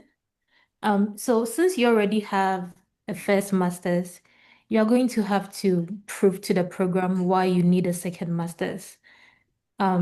Maybe if, let's say your first master's was in microbiology, you did a little bit of immunology. Then if you're applying to a second master's that have like a lot of immunology professors, you could tell them that the master's in microbiology has led you to this immunology field that you now want to pursue research in. That is a good reason why you will need a second master's. And for the potential interviews with professors, what I did was I'll go and look for their very last paper. Sometimes they put it there themselves, like the limitations they had in that research. And then I'll ask them those questions. You don't even need to even read the entire paper. Just asking them those questions will make them think that you've really looked at their research and you are really interested in research. Did I capture your question? Did you? I think it's pretty clear. Thank you very much. Okay. Okay, all right, Julian, thank you. Abubakar Sadiq, can you please ask your question? Yes, thank you. Thank you for the opportunity and the wonderful presentation. Please, I have two questions. I don't know if I'm allowed to ask. Yes, please go ahead. Hello, please, can you hear me? Yeah. Okay, Yes, okay. we can hear So my you. first question is for our brothers who are in diaspora.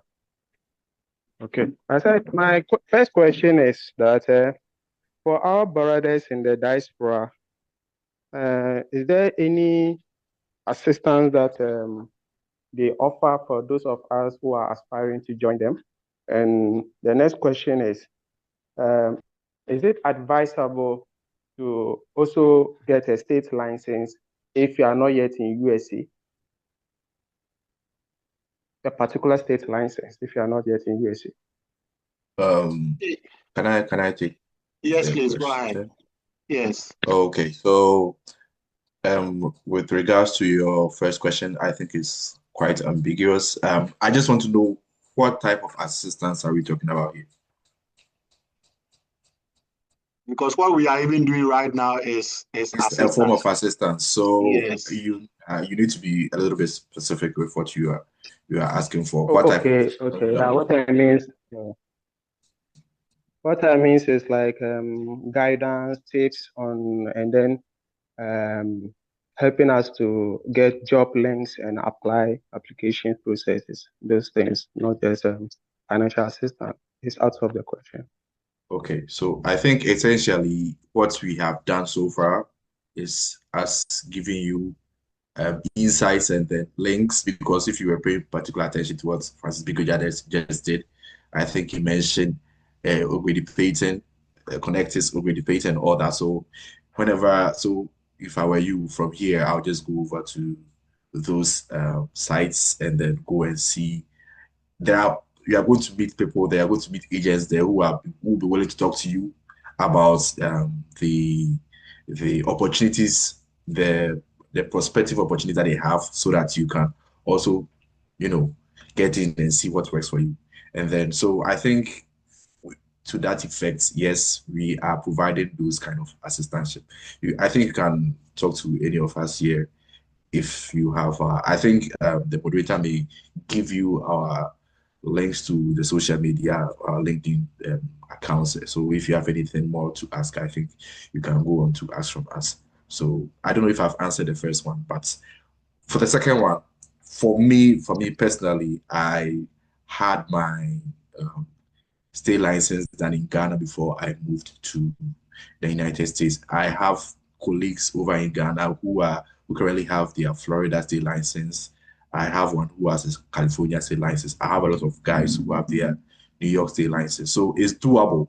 It's doable. So long as you have the funds to do it, I'm pretty sure because you need to have it to apply for the job. So if this is where you want to be, or you apply for the job, they accept, then they ask you, do you have the clinical laboratory technologist New York State license?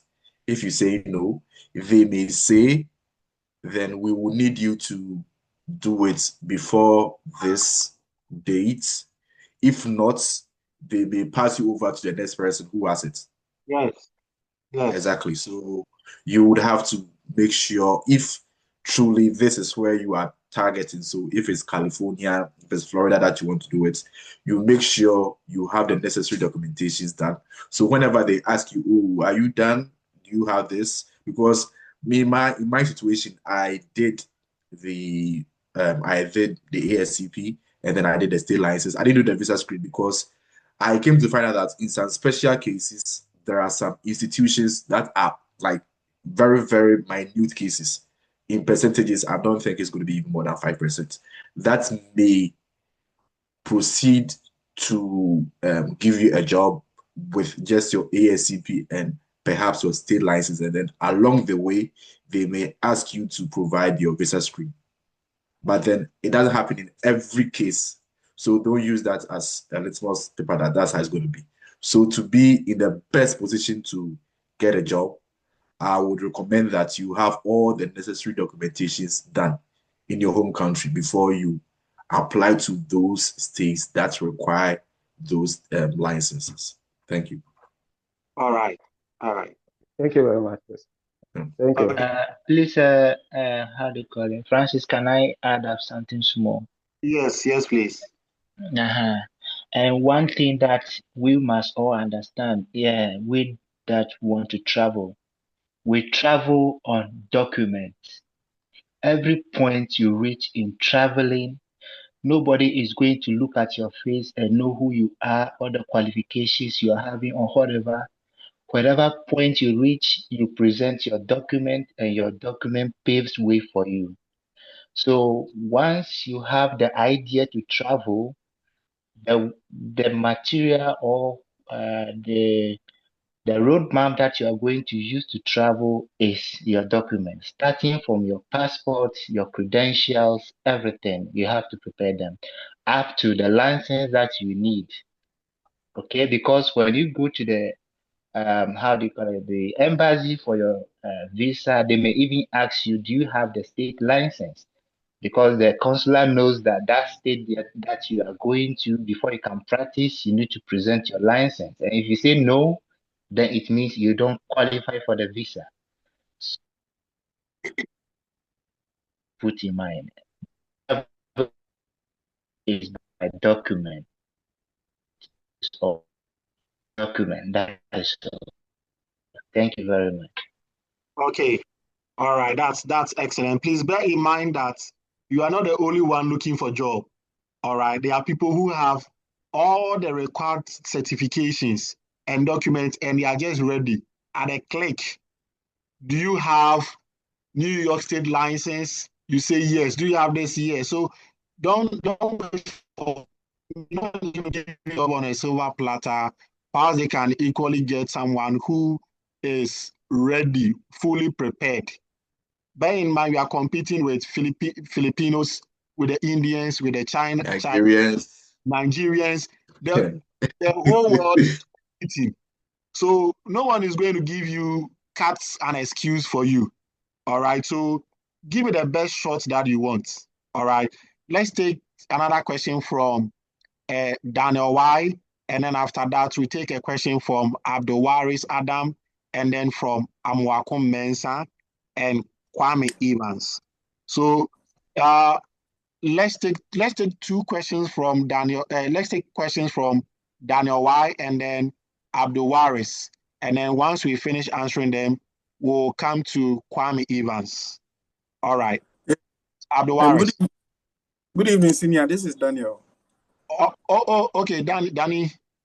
Yes. So, in fact, the whole program has been very educative.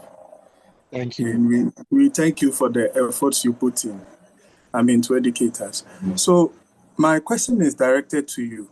From your presentation, if I understood it clearly, it's like the emphasis is on the two types of visas, which is the H-1B and the EB-3. But you touched briefly on another type, which I think it's either is it H3B or something? That's EB1 and then EB2 and IW. Yes. And that you were saying that I think that one is if you have more than 5 years of experience, and you would have to, so it's how to go about that route that I wanted a bit more of clarification. Is it that you have to get a job? No. First? No. Okay. So that's why I shared a link with the USCIS website. So they have the EB1, EB2, EB3, EB4, EB5. Okay. The EB3 is a popular one that they do. All right. There is also EB1. Okay. But then you can also have EB1 national interest waiver. Once you see the national interest waiver on it, it means that they've waived off the job application or job sponsorship. You don't need an employer be able to apply for that EB1 national interest waiver visa, or EB2 national interest waiver visa. Okay, so they waive off the your job, and then they waive off the permanent labor certification that usually the employer must file. So they waive these two things, which is very important. And what you need to do is that you write a proposal, an article, for instance, maybe on diabetes. The USCIS has 3 prongs that they look at. If it is of national interest, but I shared a link with the USCIS website. So in a nutshell, it's something that if you have, let's say, a bachelor's degree with 5 years experience, all right, you can apply for EB2 NIW. If you have a master's degree or a PhD, you can apply for EB1 national interest waiver. Okay. Okay. You write your proposal on, let's say, a health issue. Okay, you write a proposal on a health issue. So you have to do a whole lot of research on what are the current health issues that are being spoken more of. I mean, cancer is a major thing here. So you can target a particular area of cancer or a particular area, let's say diagnostic area of cancer that you think can contribute to the national interest of the Americans. So you go through a whole lot of process and stuff. I'll get in touch with you later, Mr. Danny, and then we'll discuss on that. But then I share those 2 links. Go to the USCIS website and then Oscar on the internet, Oscar EB2 NIW. He provides great source of information there. So with that, you don't need sponsorship. You don't need permanent labor. You can do the process yourself. Just that it's sometimes intensive, capital intensive. Okay. All right. All right. Thank you so much. Welcome. I wanted to jump in. All I right. think the information was contradictory. So for the EB1, we have EB1 and they have EB2 national interest waiver. So for the EB1, I think the EB1A, EB1B, and EB1C. The C is for, I think, multinational managers and country directors. Then EB1A is for aliens with extraordinary ability.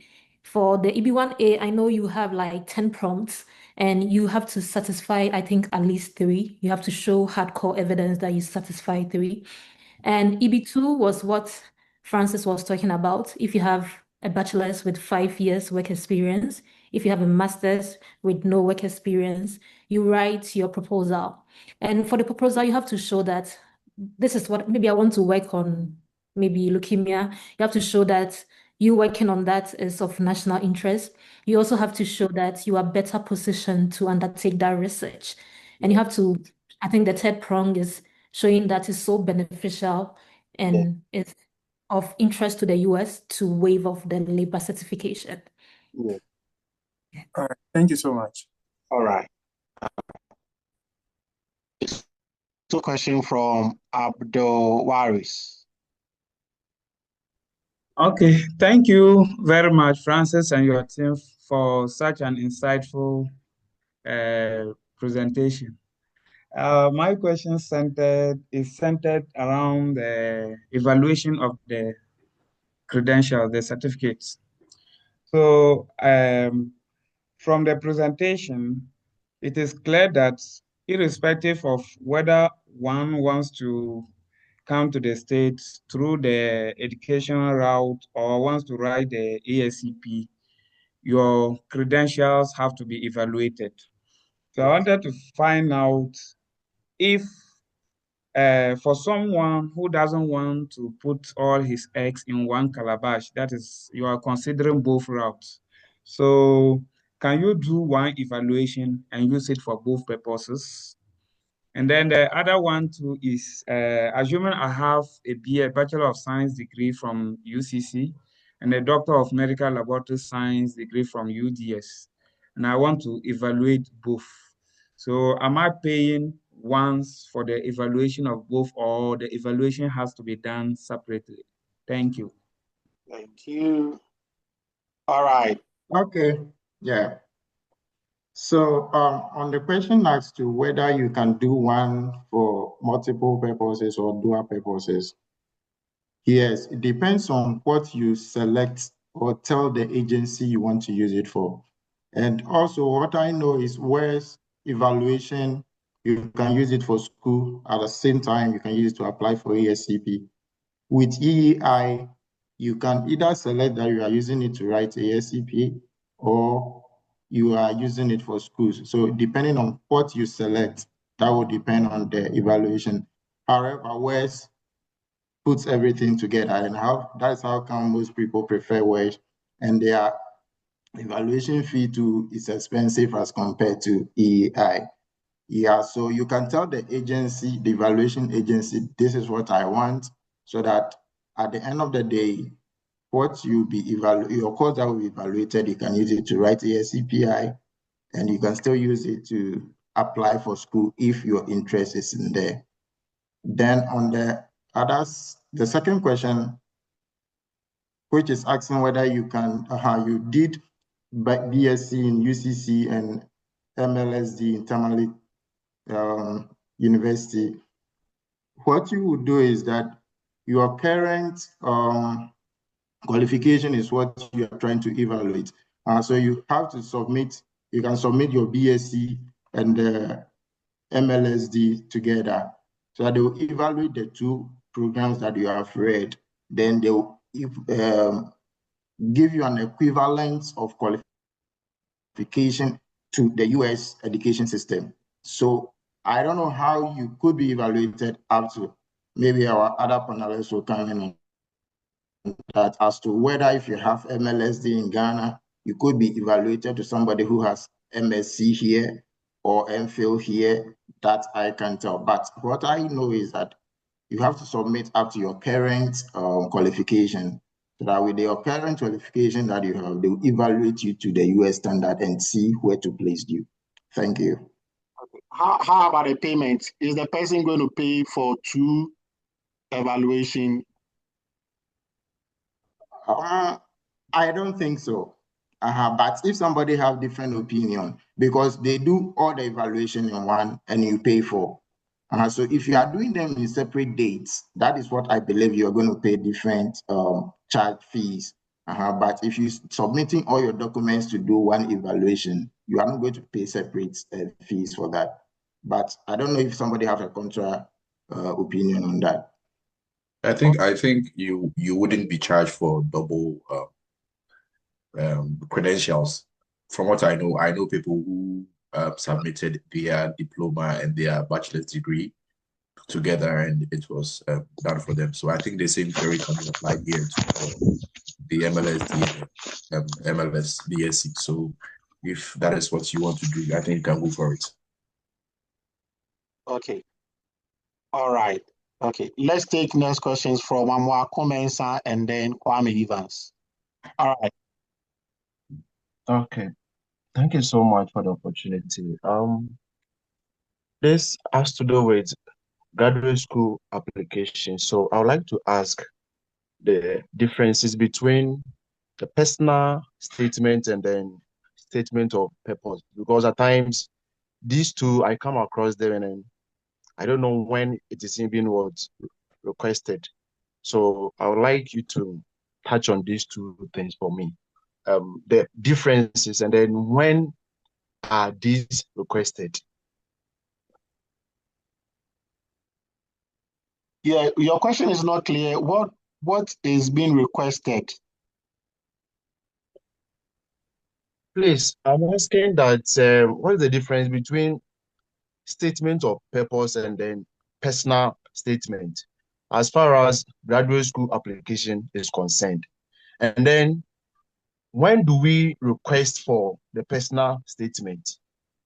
And then when do we also request for the statement of purpose? Okay, so you are not requesting for the personal statement or the statement of purpose. The school you are applying to is requesting that from you. So it's something you write. It's not something you are requesting for someone. And it's used interchangeably. Like sometimes you see personal statements, sometimes you see statements of purpose.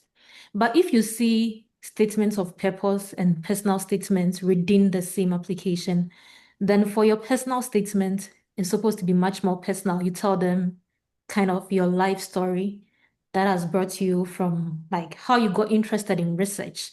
That is what you will put in the personal statement. And if they have a statement of purpose there, you would detail more your research experience, how your education has prepared you for the next step you want to take. But then if it's just one personal statement or just one statement of purpose, then you want to put these two things together. You tell them how your personal experience has made you interested in research, and you also tell them how your education has prepared you for this next step you want to take. Is your question answered? Yes, I think so, because you made a point that when you are being asked to write a personal statement, I think you have to include statement of purpose, right? Yes, if it's just one, if you are in your application and it's just one statement of purpose or it's just one personal statement, then it means you are writing everything. You are writing your personal history or whatever that has got you to be interested in research. You are also adding your education, how your education has prepared you for this master's or PhD you want to do. Okay. Okay. But then if within Interesting. like my school, my current school, there was personal statement and statements of purpose. So you have to find a way to divide both and make one much more personal and make one much more research, if you get what I'm saying. Yeah, I get it. Thank you so much. Welcome. Okay. A question for Perpetual. Someone is asking in the chat column, say, Ralph, that between BSc, MLS, Doctor of Medlab in Ghana, does the number of years for your master's or PhD in the US varies?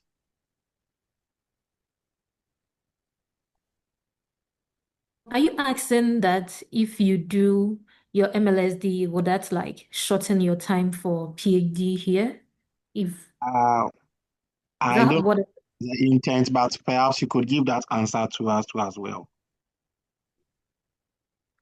Okay, so it doesn't really change anything. There are people with the MLSD in a master's program, and I know a couple of people with the MLSD in PhD program. So I've seen a transcript evaluation with the MLSD, and they equated the MLSD to a master's degree. It's considered like a master's degree. So it doesn't really change much. If you're thinking maybe I should do my MLSD to apply for a PhD, fine. But then it won't be considered so much as research intensive for PhD. So my friend who did the MLSD, he had to add the fact that he's volunteering at Noguchi to his CV. That's how come he got admission. So probably if you want to apply for masters, just go ahead. Don't bother trying to do an MLSD first. Okay. All right. Hello? Kwame Evans, can you? Yeah. Okay. Please, can you hear me? Yes. Okay. So, I would like to know, recently we heard that the president of the United States have added about $100K for all companies that's going to apply for H-1B visa for their clients. I would like to know how that one is going to affect this whole process. And also, I would like to know how many years it takes for the H-1B. Let's say if H-1B is being applied for someone, I would like to know how many years it will take.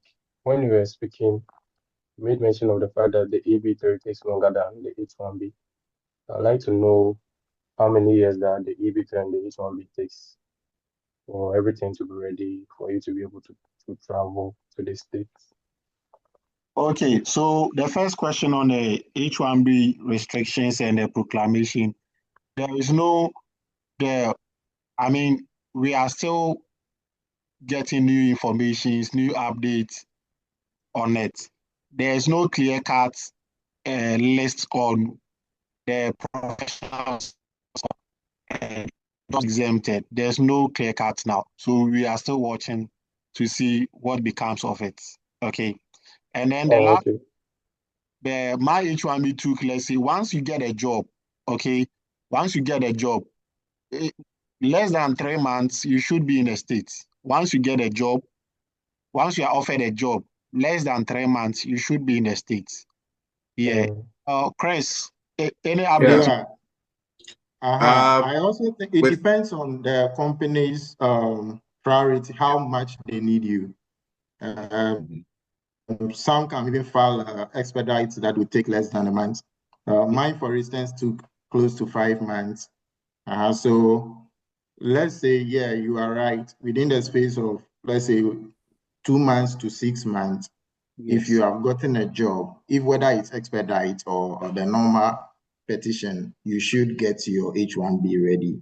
Yes. Yeah. Okay. All right. Yes. Yeah. So yeah, to add to what you're saying, honestly, we are still in the dark. I think even for the people who are in the White House are still in the dark. But as the day goes by, there are bits and pieces of new information that we are getting. So the one that I saw was that they said they were exempting healthcare, and with the healthcare, they said they were exempting physicians. But there has been should I say an order or a request from the ASCP president and the rest, because it's well documented that there's a chronic shortage of medical laboratory scientists in the USA. So I think by and by we are, as the day goes on, they are going to have clearer depictions of what's clearer translation of what they mean by the 100K, because and I think a lot of us, the panelists, share the same view that they were actually targeting the tech industries and not actually the other industries. So I'm pretty sure, and I'm pretty upbeat about the fact that as time goes on, we are going to get a clearer information on this brouhaha. So I'm very sure that as time goes on, we are also going to be exempted. But till that happens, we are advocating that if you have the means and if you are thinking of coming to work in the USA, please go on with whatever it is that you are doing right now. Just do what you have to do. It's an investment. It's never going to be wasted. It's always going to open some door for you. It may be very unconventional. It may not be in the USA, but as time goes on, we are going to reap the benefits of the international certifications that you have. So yes, if that answers your question, just do what you are doing. As time goes on, things will clear up, and then hopefully you get to join us here to the H-1B. Okay. All right. Thank you so much. I have a question for Perpetua in the comment section. This person is for someone with master's degree in Ghana. Do you need to evaluate your transcripts for undergraduate and masters when applying for a PhD? If your school requires it. All right. If it's blank that they require transcript evaluation, you have to do it. Like you can take Georgia State University, they don't require transcript evaluation. They have their own in-house evaluators. So if you're applying to such a school, you don't need to evaluate your transcript. But if you're applying to any of the schools in the University of Texas system, they all require transcript evaluation. So you need to evaluate your transcript. Okay. All right. We'll take two questions. We'll take questions from Linda and then Shirley. Linda and Shirley. All right, Linda, you have the floor.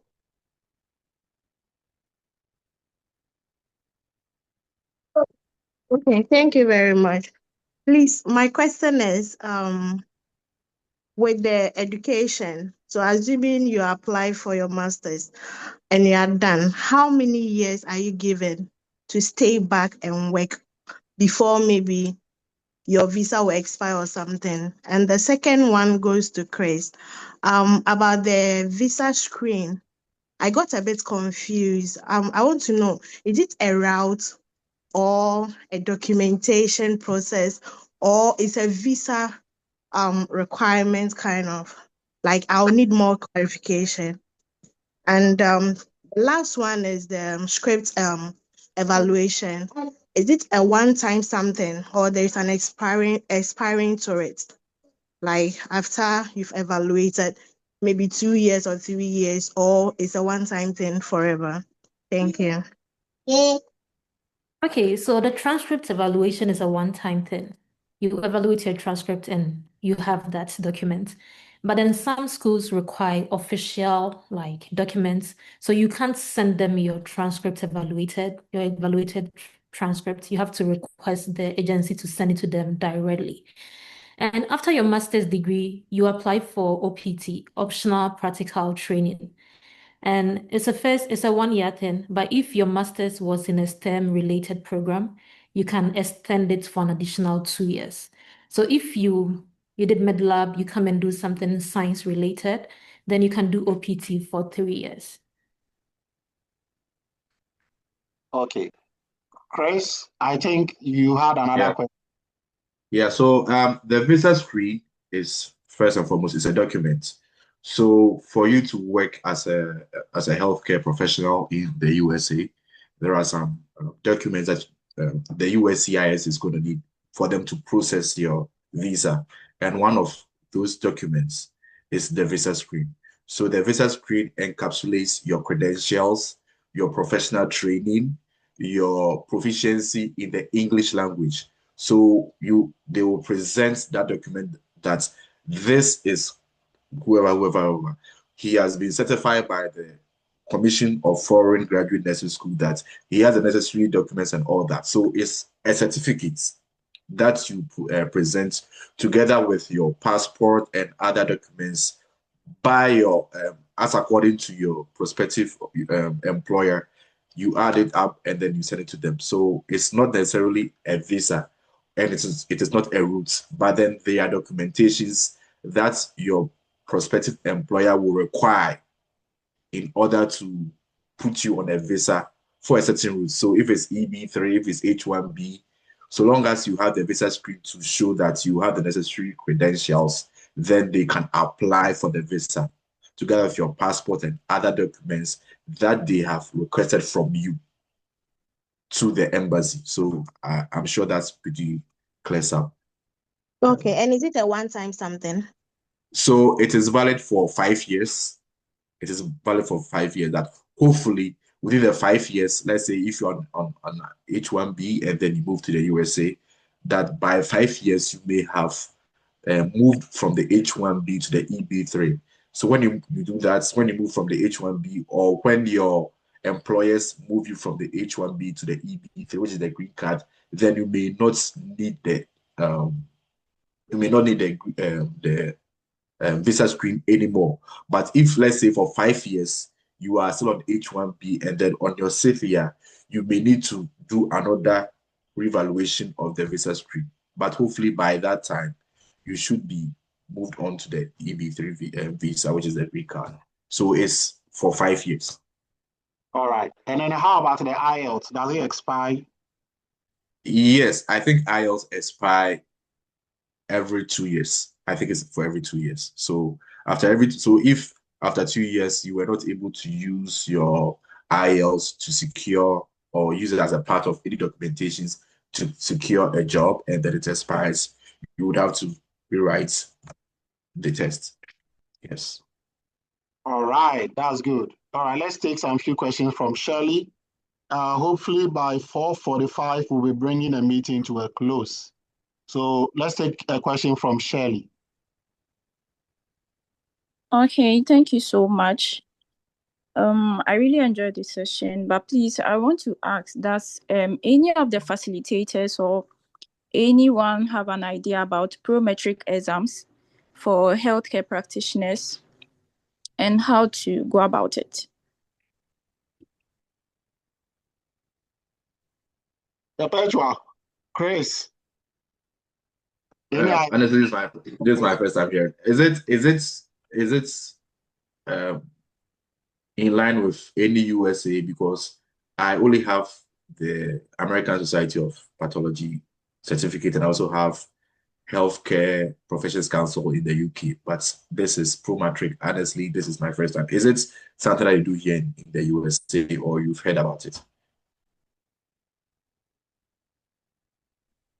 Okay, so I heard about it and I learned, so basically for the Arab countries, I don't really know if it's just them, but I want to know if anyone has an idea about that and how. Okay, if it's the Arab countries, then for the Arab countries, the Promatric, for Dubai, I mean, for those Gulf countries, Dubai, you would have to sit for a certain examination. I don't know if that's the promatric, but then you would have to sit for a certain examination before you are allowed to work there. So I'm tempted to believe that it is that. I read on that, but it's quite a long time, so I can't say for certain. But yes, aside USA, there are other places you can also work there, but then you would have to write some exams. Exam for Australia, we have the Australia International Medical Science exam, the AIMS. For Canada, there's CSLS, the Canadian Society of Laboratory Science. So in those jurisdictions too, you would have to sit for exams. So that is the most I can tell you for now. But I think the promatric is specifically targeting UAE. Okay, it's for the Middle East. Middle East. So okay, that is just about it. And I think even for that one, you would have to be in the country. You have to travel to that country to write it. I'm not really sure, but that's the last thing that I know about it. So yeah, honestly, I can't tell you. That's what I know about it. Thank you. All right. Okay, thank you so much. All right, Shirley, thank you. A question from the chat. Dixon is saying, what is the reality of job hunting and landing a job from Ghana? Some might have in their minds, when I sit and pass, then I will apply for a job and on and on. I don't know if okay. Yeah, so I would say, frankly speaking, that when it comes to landing a job in the United States, it's one of the most difficult things that is even difficult than the ASCPI. You have to be resilient, consistent, and you will land one, especially if you want to go by the direct route high. It's kind of difficult because you are competing with everybody around the world aside the United States who wants to come to the United States. And I think almost everybody wants to work in the United States if the person has the license.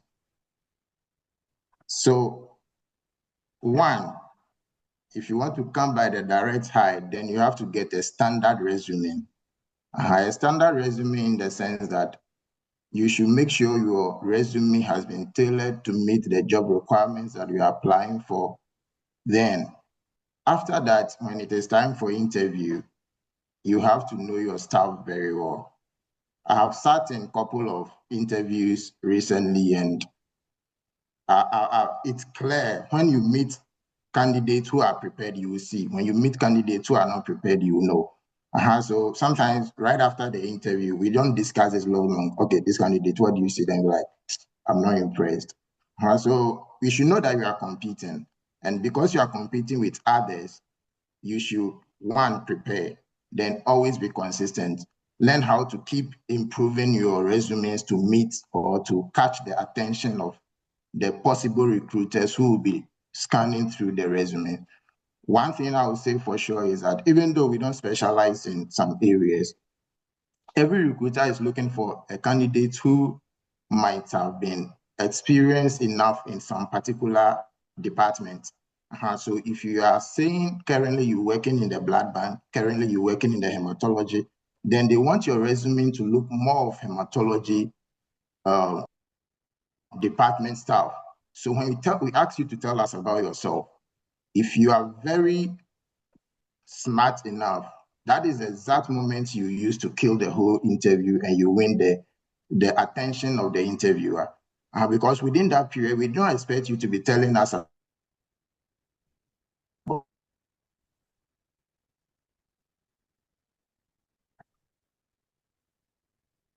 experiences that you have had over the years working in the blood bank or working in the hematology lab and the kind of things you do. So, okay, if you come here, is it going to be difficult for us to train you or is it going to be easy? Because of time, we might not talk much about that, but the truth is that it is not so much on a silver platter. If you go through the direct hire or through the indirect hire, most of them, you have to put in a lot of effort. I hope I've answered you in a way. And I believe some of my panelists will also add a lot. Yeah. I think this is a part everybody has an experience to share. So for me, I think I have to share my personal experience. It got to a point I stopped applying. I stopped everything. I stopped. Because as I said, I already have a certification for the UK, and then I also have one for the US. So I was just, this is not me putting all my eggs in one basket. I have two baskets, and I'm putting all my eggs in those two baskets. And here's the case: you throw it in, and they take it out, and you throw it away. So I stopped till a friend of mine wrote in August, and then he had a job. I know he wrote in July, and he had a job at the end of August.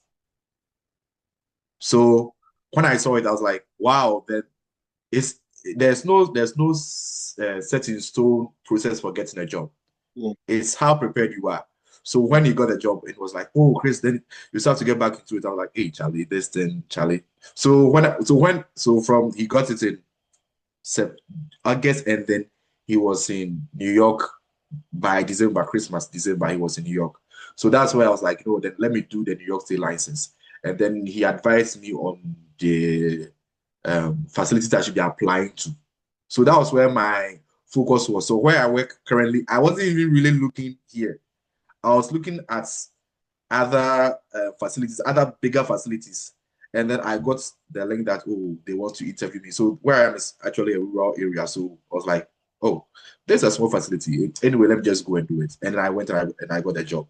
I have people who wrote even before me who have still not landed a job. So it's not set. In fact, the easiest part of this journey is passing the exam. I don't know if there's anybody here who has actually sat out to study. You know that it's difficult.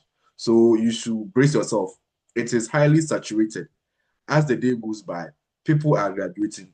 People are getting to know that there exists these routes to go to come to the USA to work. So now people are in their flocks getting the certifications done. So each and every day, there are new people getting the certifications. If you're on LinkedIn, you see, I'm happy to see that. I'm happy to share that I have. And so they are added to the competition.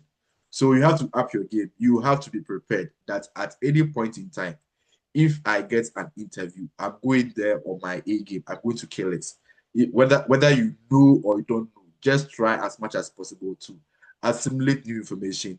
Try as much as possible to tap into whatever or wherever it is that hospital is. Read and learn how things go on there, and then you apply yourself whenever they ask you any question. And I hope you make it. So yeah, so it is difficult. I'm not going to economize my words. It is, let me add very to it. It is very difficult, but we are here. So it means there's always a possibility. So I will always advise, always inspire you, please, if you can, do it. That is it for me. All right. The way Perpetua is smiling, she would want to add a voice to it. Pep. I don't have job hunting experience from Ghana. Okay. All right. So I would say is that okay. All right. One thing I'll say is that have a big heart for rejection. Okay. You can send 7,000 emails. Very, very important. 7,000 rejections. But don't give up. Just continue blasting the emails. I have a friend here, Aaron. He said he even showed me his email. Like he has sent a lot of emails. But I just say, keep on sending the emails. Just be pushing it. Okay. You just need one click. Once one picks, that's all. All right. So never be discouraged. If you are not discouraged in Ghana, you shouldn't be discouraged about coming to America. Not at all. Yes, that should be a strong motivation for you. All right. All right. We'll hear from our leader, Kwesi, and then we'll call it a day. All right. Isaac. I have a question. Yes, sir. Yeah, I have a question.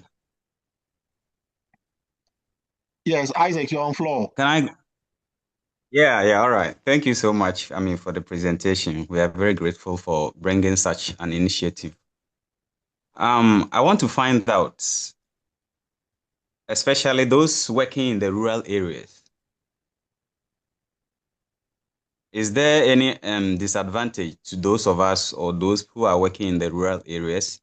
That is one. And secondly, I would like to know if we can have probably a template of maybe some region, the resume, because I learned, sometimes countries are specific. Maybe Canada has its own way of presenting, maybe US has its own way, be it the school or maybe the job, so that we can probably follow those templates when we are writing ours. And then the last question is on the visa. Let's say you've got the job, but then, in Ghana, sometimes you get the job or the school, and then you cannot get an interview date within that particular year, or it's probably maybe in the next year or next 2 years. They give you a very far date. What do you do about it? Or is there a way around that? Thank you. Okay. Perpetual, will you come in?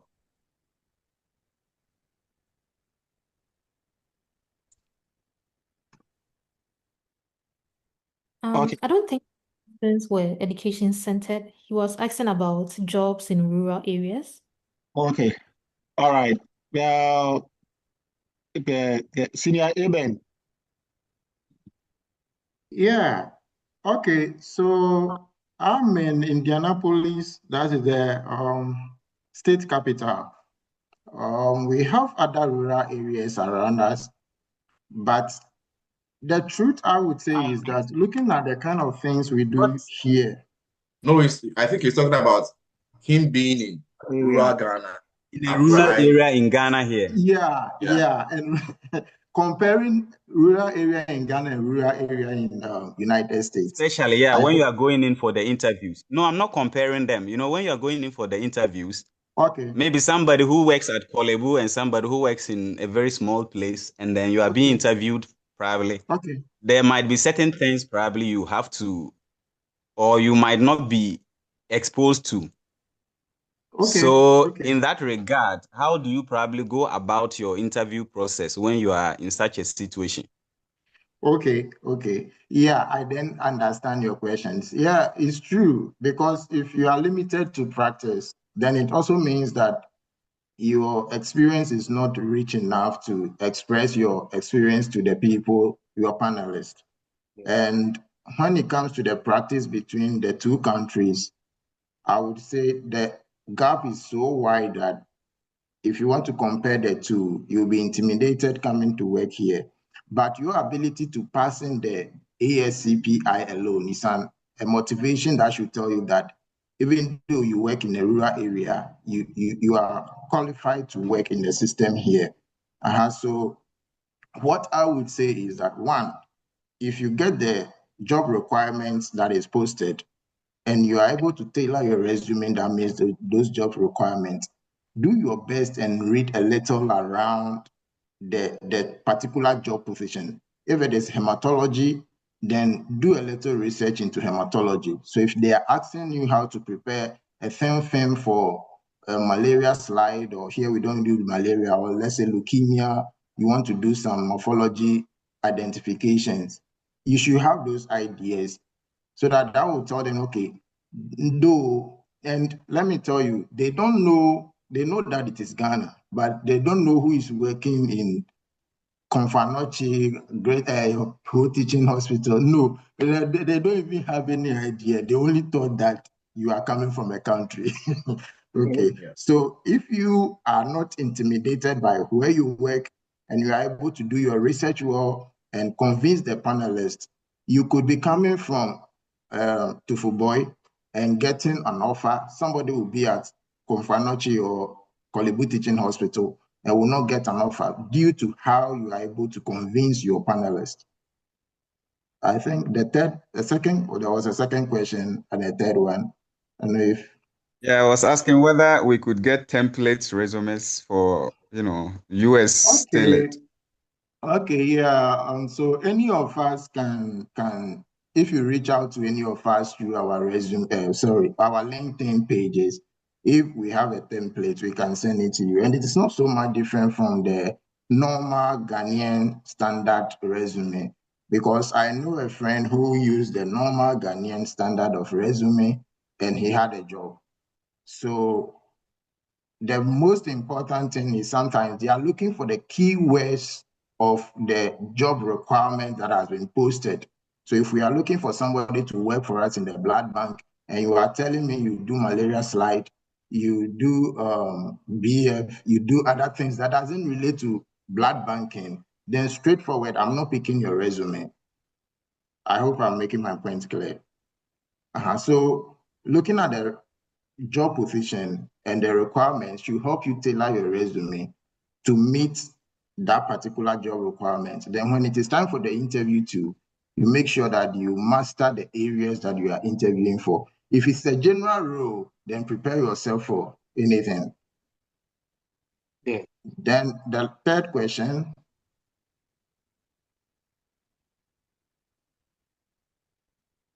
Hello.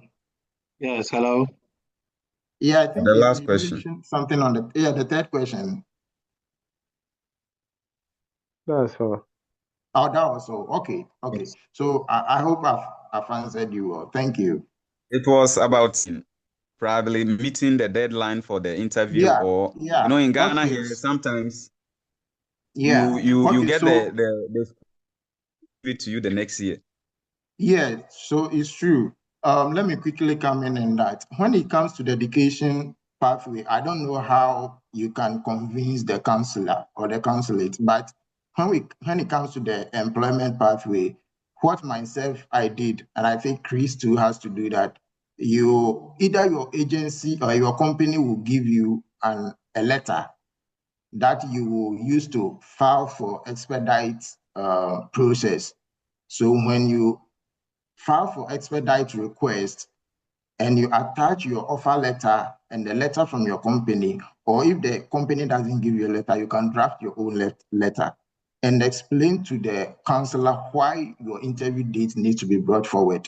One, because of your experience, because of the qualification, you've gotten the offer, and how your work is going to impact the lives of people in the United States. So if you submit this request, they'll review your offer letter and your request, your letter, and they will say that, okay, this has to be given a priority. So myself, when I applied for visa, I was given April 28th. I did it in December.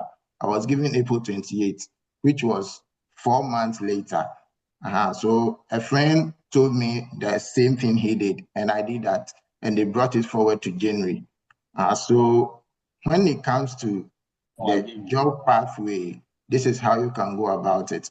But maybe Ms. Perpetua will help us if there is another way to go about it when it comes to you getting admission and you have to leave the country as soon as possible, but your interview date has been taken very far away. Okay. So if you have admission and your interview date is too far away, you could wait 45 days to the start date on your I-20. Our time we were using the feedback button on the visa portal. When you submit your I-20 and you add a note that you are 45 days away from your visa, from your school start date, they will now like change your portal to the emergency visa. They will give you an emergency date, and those dates were quite closer compared to the regular dates. So you could require it for like, I think we called it emergency something, that your school is 45 days from starting.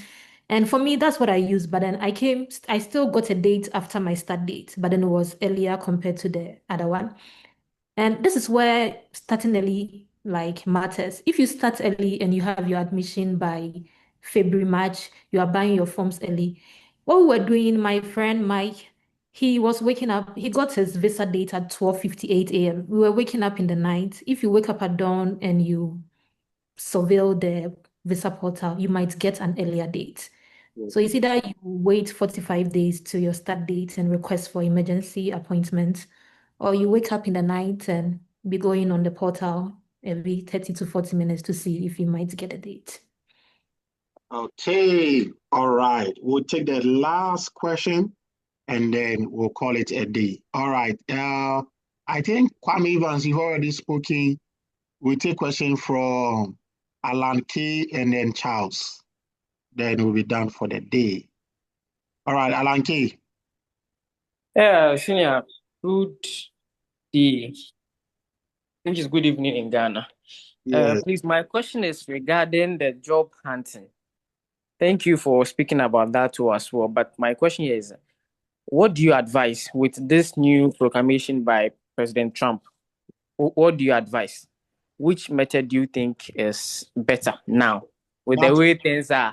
Nothing should bother you. Apply for the job. It doesn't cost you a thing. Why you worry? It shouldn't be a worry. Apply for it. If the employer says, well, do you understand? I mean, it's still fresh in the system. We all do not know how it's really going to turn. But keep pushing the email, keep pushing the jobs, apply for it. Don't have a big heart for rejection. Don't be discouraged at all. If one employer says, oh, try another time, when you see the same employer push another job, apply it again.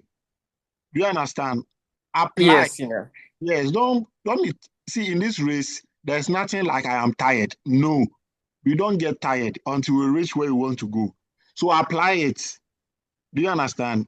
Don't. Yes, please.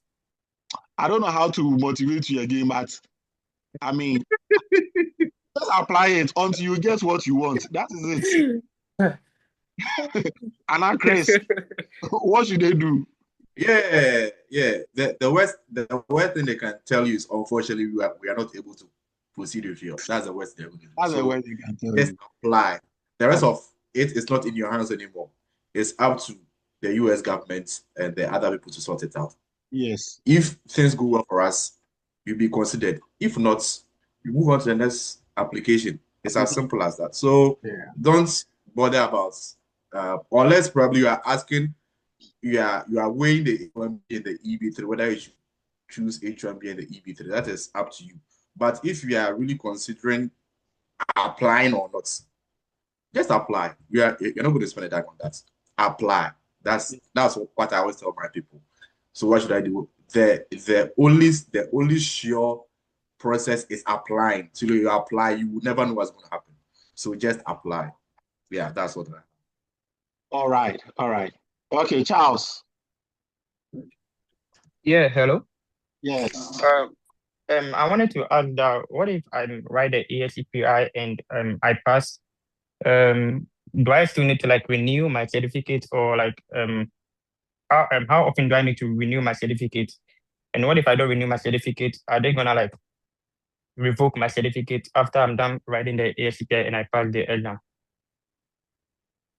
Okay, so once you pass the exam, you renew the certificate, your license every 3 years.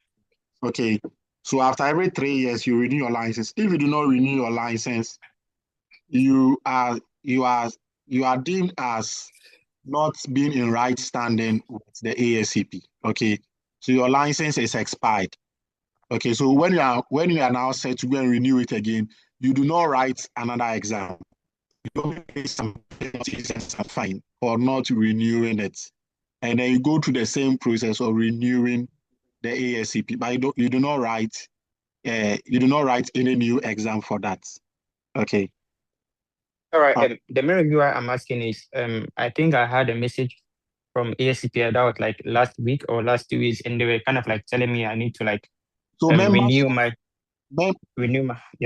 is different from your license. So every year they encourage you to renew your membership. Your membership is dues. So you pay your dues. As for that one, you can decide not to do it. It doesn't affect the validity of your license. Okay. All right. So you choose to ignore that one. All right. It doesn't affect your license. Okay.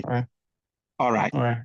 Thank you. So would you recommend that I renew the membership, or I should just like forget about it? Oh, if you have the means, why not? If you don't also have the means, I mean, you can just, once your license is good, that's fine. The one that is you on yearly basis or weekly basis, the membership. So as for the membership, if you have the money, you can do it. If you don't have the money, you can just hold on for some time. All right. Thank you very much. Hello. All right. Hello. Hello. Yes, Evans. Yeah, please, the priority dates concerning the EB3, the priority dates, can you please give me a further explanation on what that means?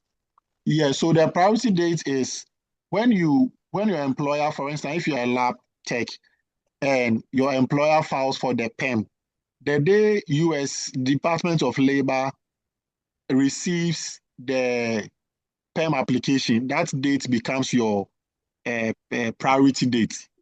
So, for instance, if I sent my PEM application to Department of Labor and it was received on today's date is what 27th of September 2025.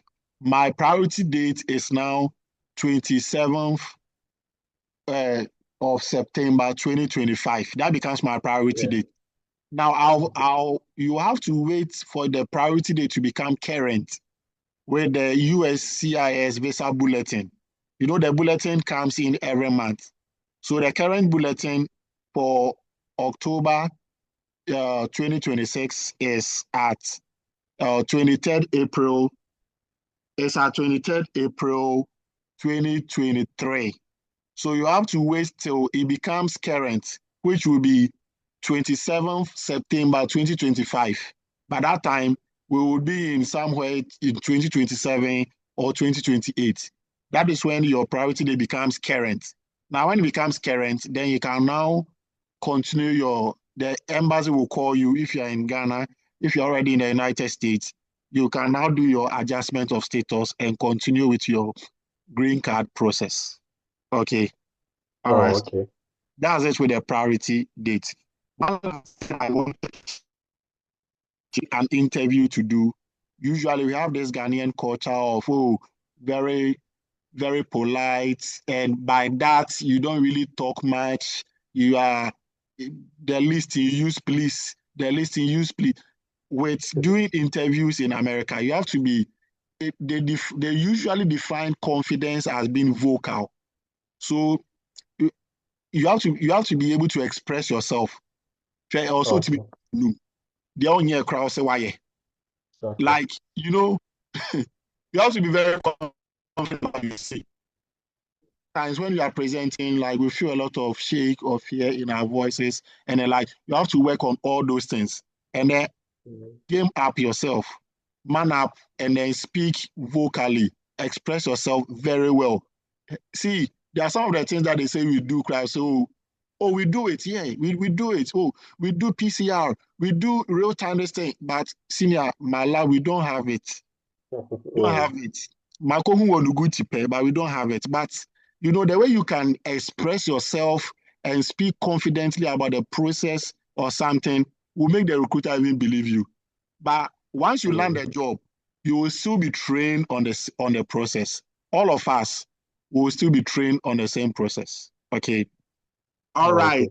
Unfortunately, we'll bring this session to a close. We would want to call on our executives, Akwesi, Gosway,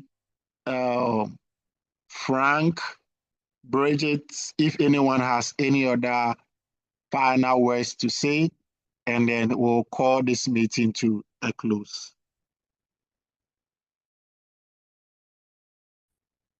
Sir Gosway.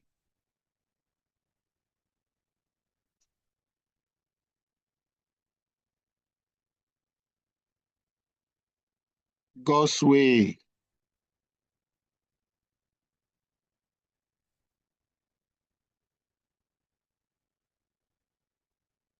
Gosway. Yes, we have a lot of WhatsApp pages. We'll be sending the WhatsApp platforms via your email so that you can get them and then join our platforms. All right, Chairman Akwesi, please, you have the floor. All right, yeah. Thank you, thank you, thank you. Really like to say a big thank you to all the participants that joined, especially our former Vice President of Ghana Association of Medical Lab Scientists, to be Dr. Podu, and the board chair for the Society for Lab Managers Ghana, Dr. David Chati, for doing us the honors. We are really proud. And to our panelists, we really cherish your dedication and commitment to doing justice on accessing study and work opportunities, especially in the US for medical lab sciences. We really are grateful. To our participants, kindly like and follow GMLSD on Facebook and as well on YouTube. We'll be sharing all the recordings via our handles. So if you do not meet any of the criteria to be a member of GMLSD, on our Facebook page, you can see sign up. If you meet the criteria, you can see sign up, to which you can sign up and fill the form. Then your application will be considered. And to be considered or to be part of GMLSD, you necessarily have to either be outside Ghana or in Ghana and having the credentials, either ASCP, HCPC, CSMLS, and the likes. Then you can still join the community. As well, we have the main emailing platform, gmlsd@googlegroups.com. gmlsd@googlegroups.com. You can send any further question, any discussion that you want us to have. You can just email that account and it will gladly be handled. I'm having a very rainy evening here. My network keeps refreshing, like I don't know. So kindly help us out by doing justice to the following. Over to you, Bigoja. All right, that is the president of the Ghanaian Medical Laboratory Scientists in the diaspora. That's our president, and he's the brainchild behind the GMLSD. All right, to our panelists, once again, thank you so much for the wonderful time, Chris, Perpetual, and Ransford, Ebenezer. As for Chris, I'll try and then catch up with him in New York so that I'll go and chop some of his money. He has plenty money. He's a big man. Yes. Perpetual, I'm not ready to go to school, so you later will the thing. But I will come and pay a visit. Yes. All right. Once again, thank you all for taking time out of your busy schedule. We really appreciate it. All right. Have a wonderful evening and God bless you. Bye-bye. Bye.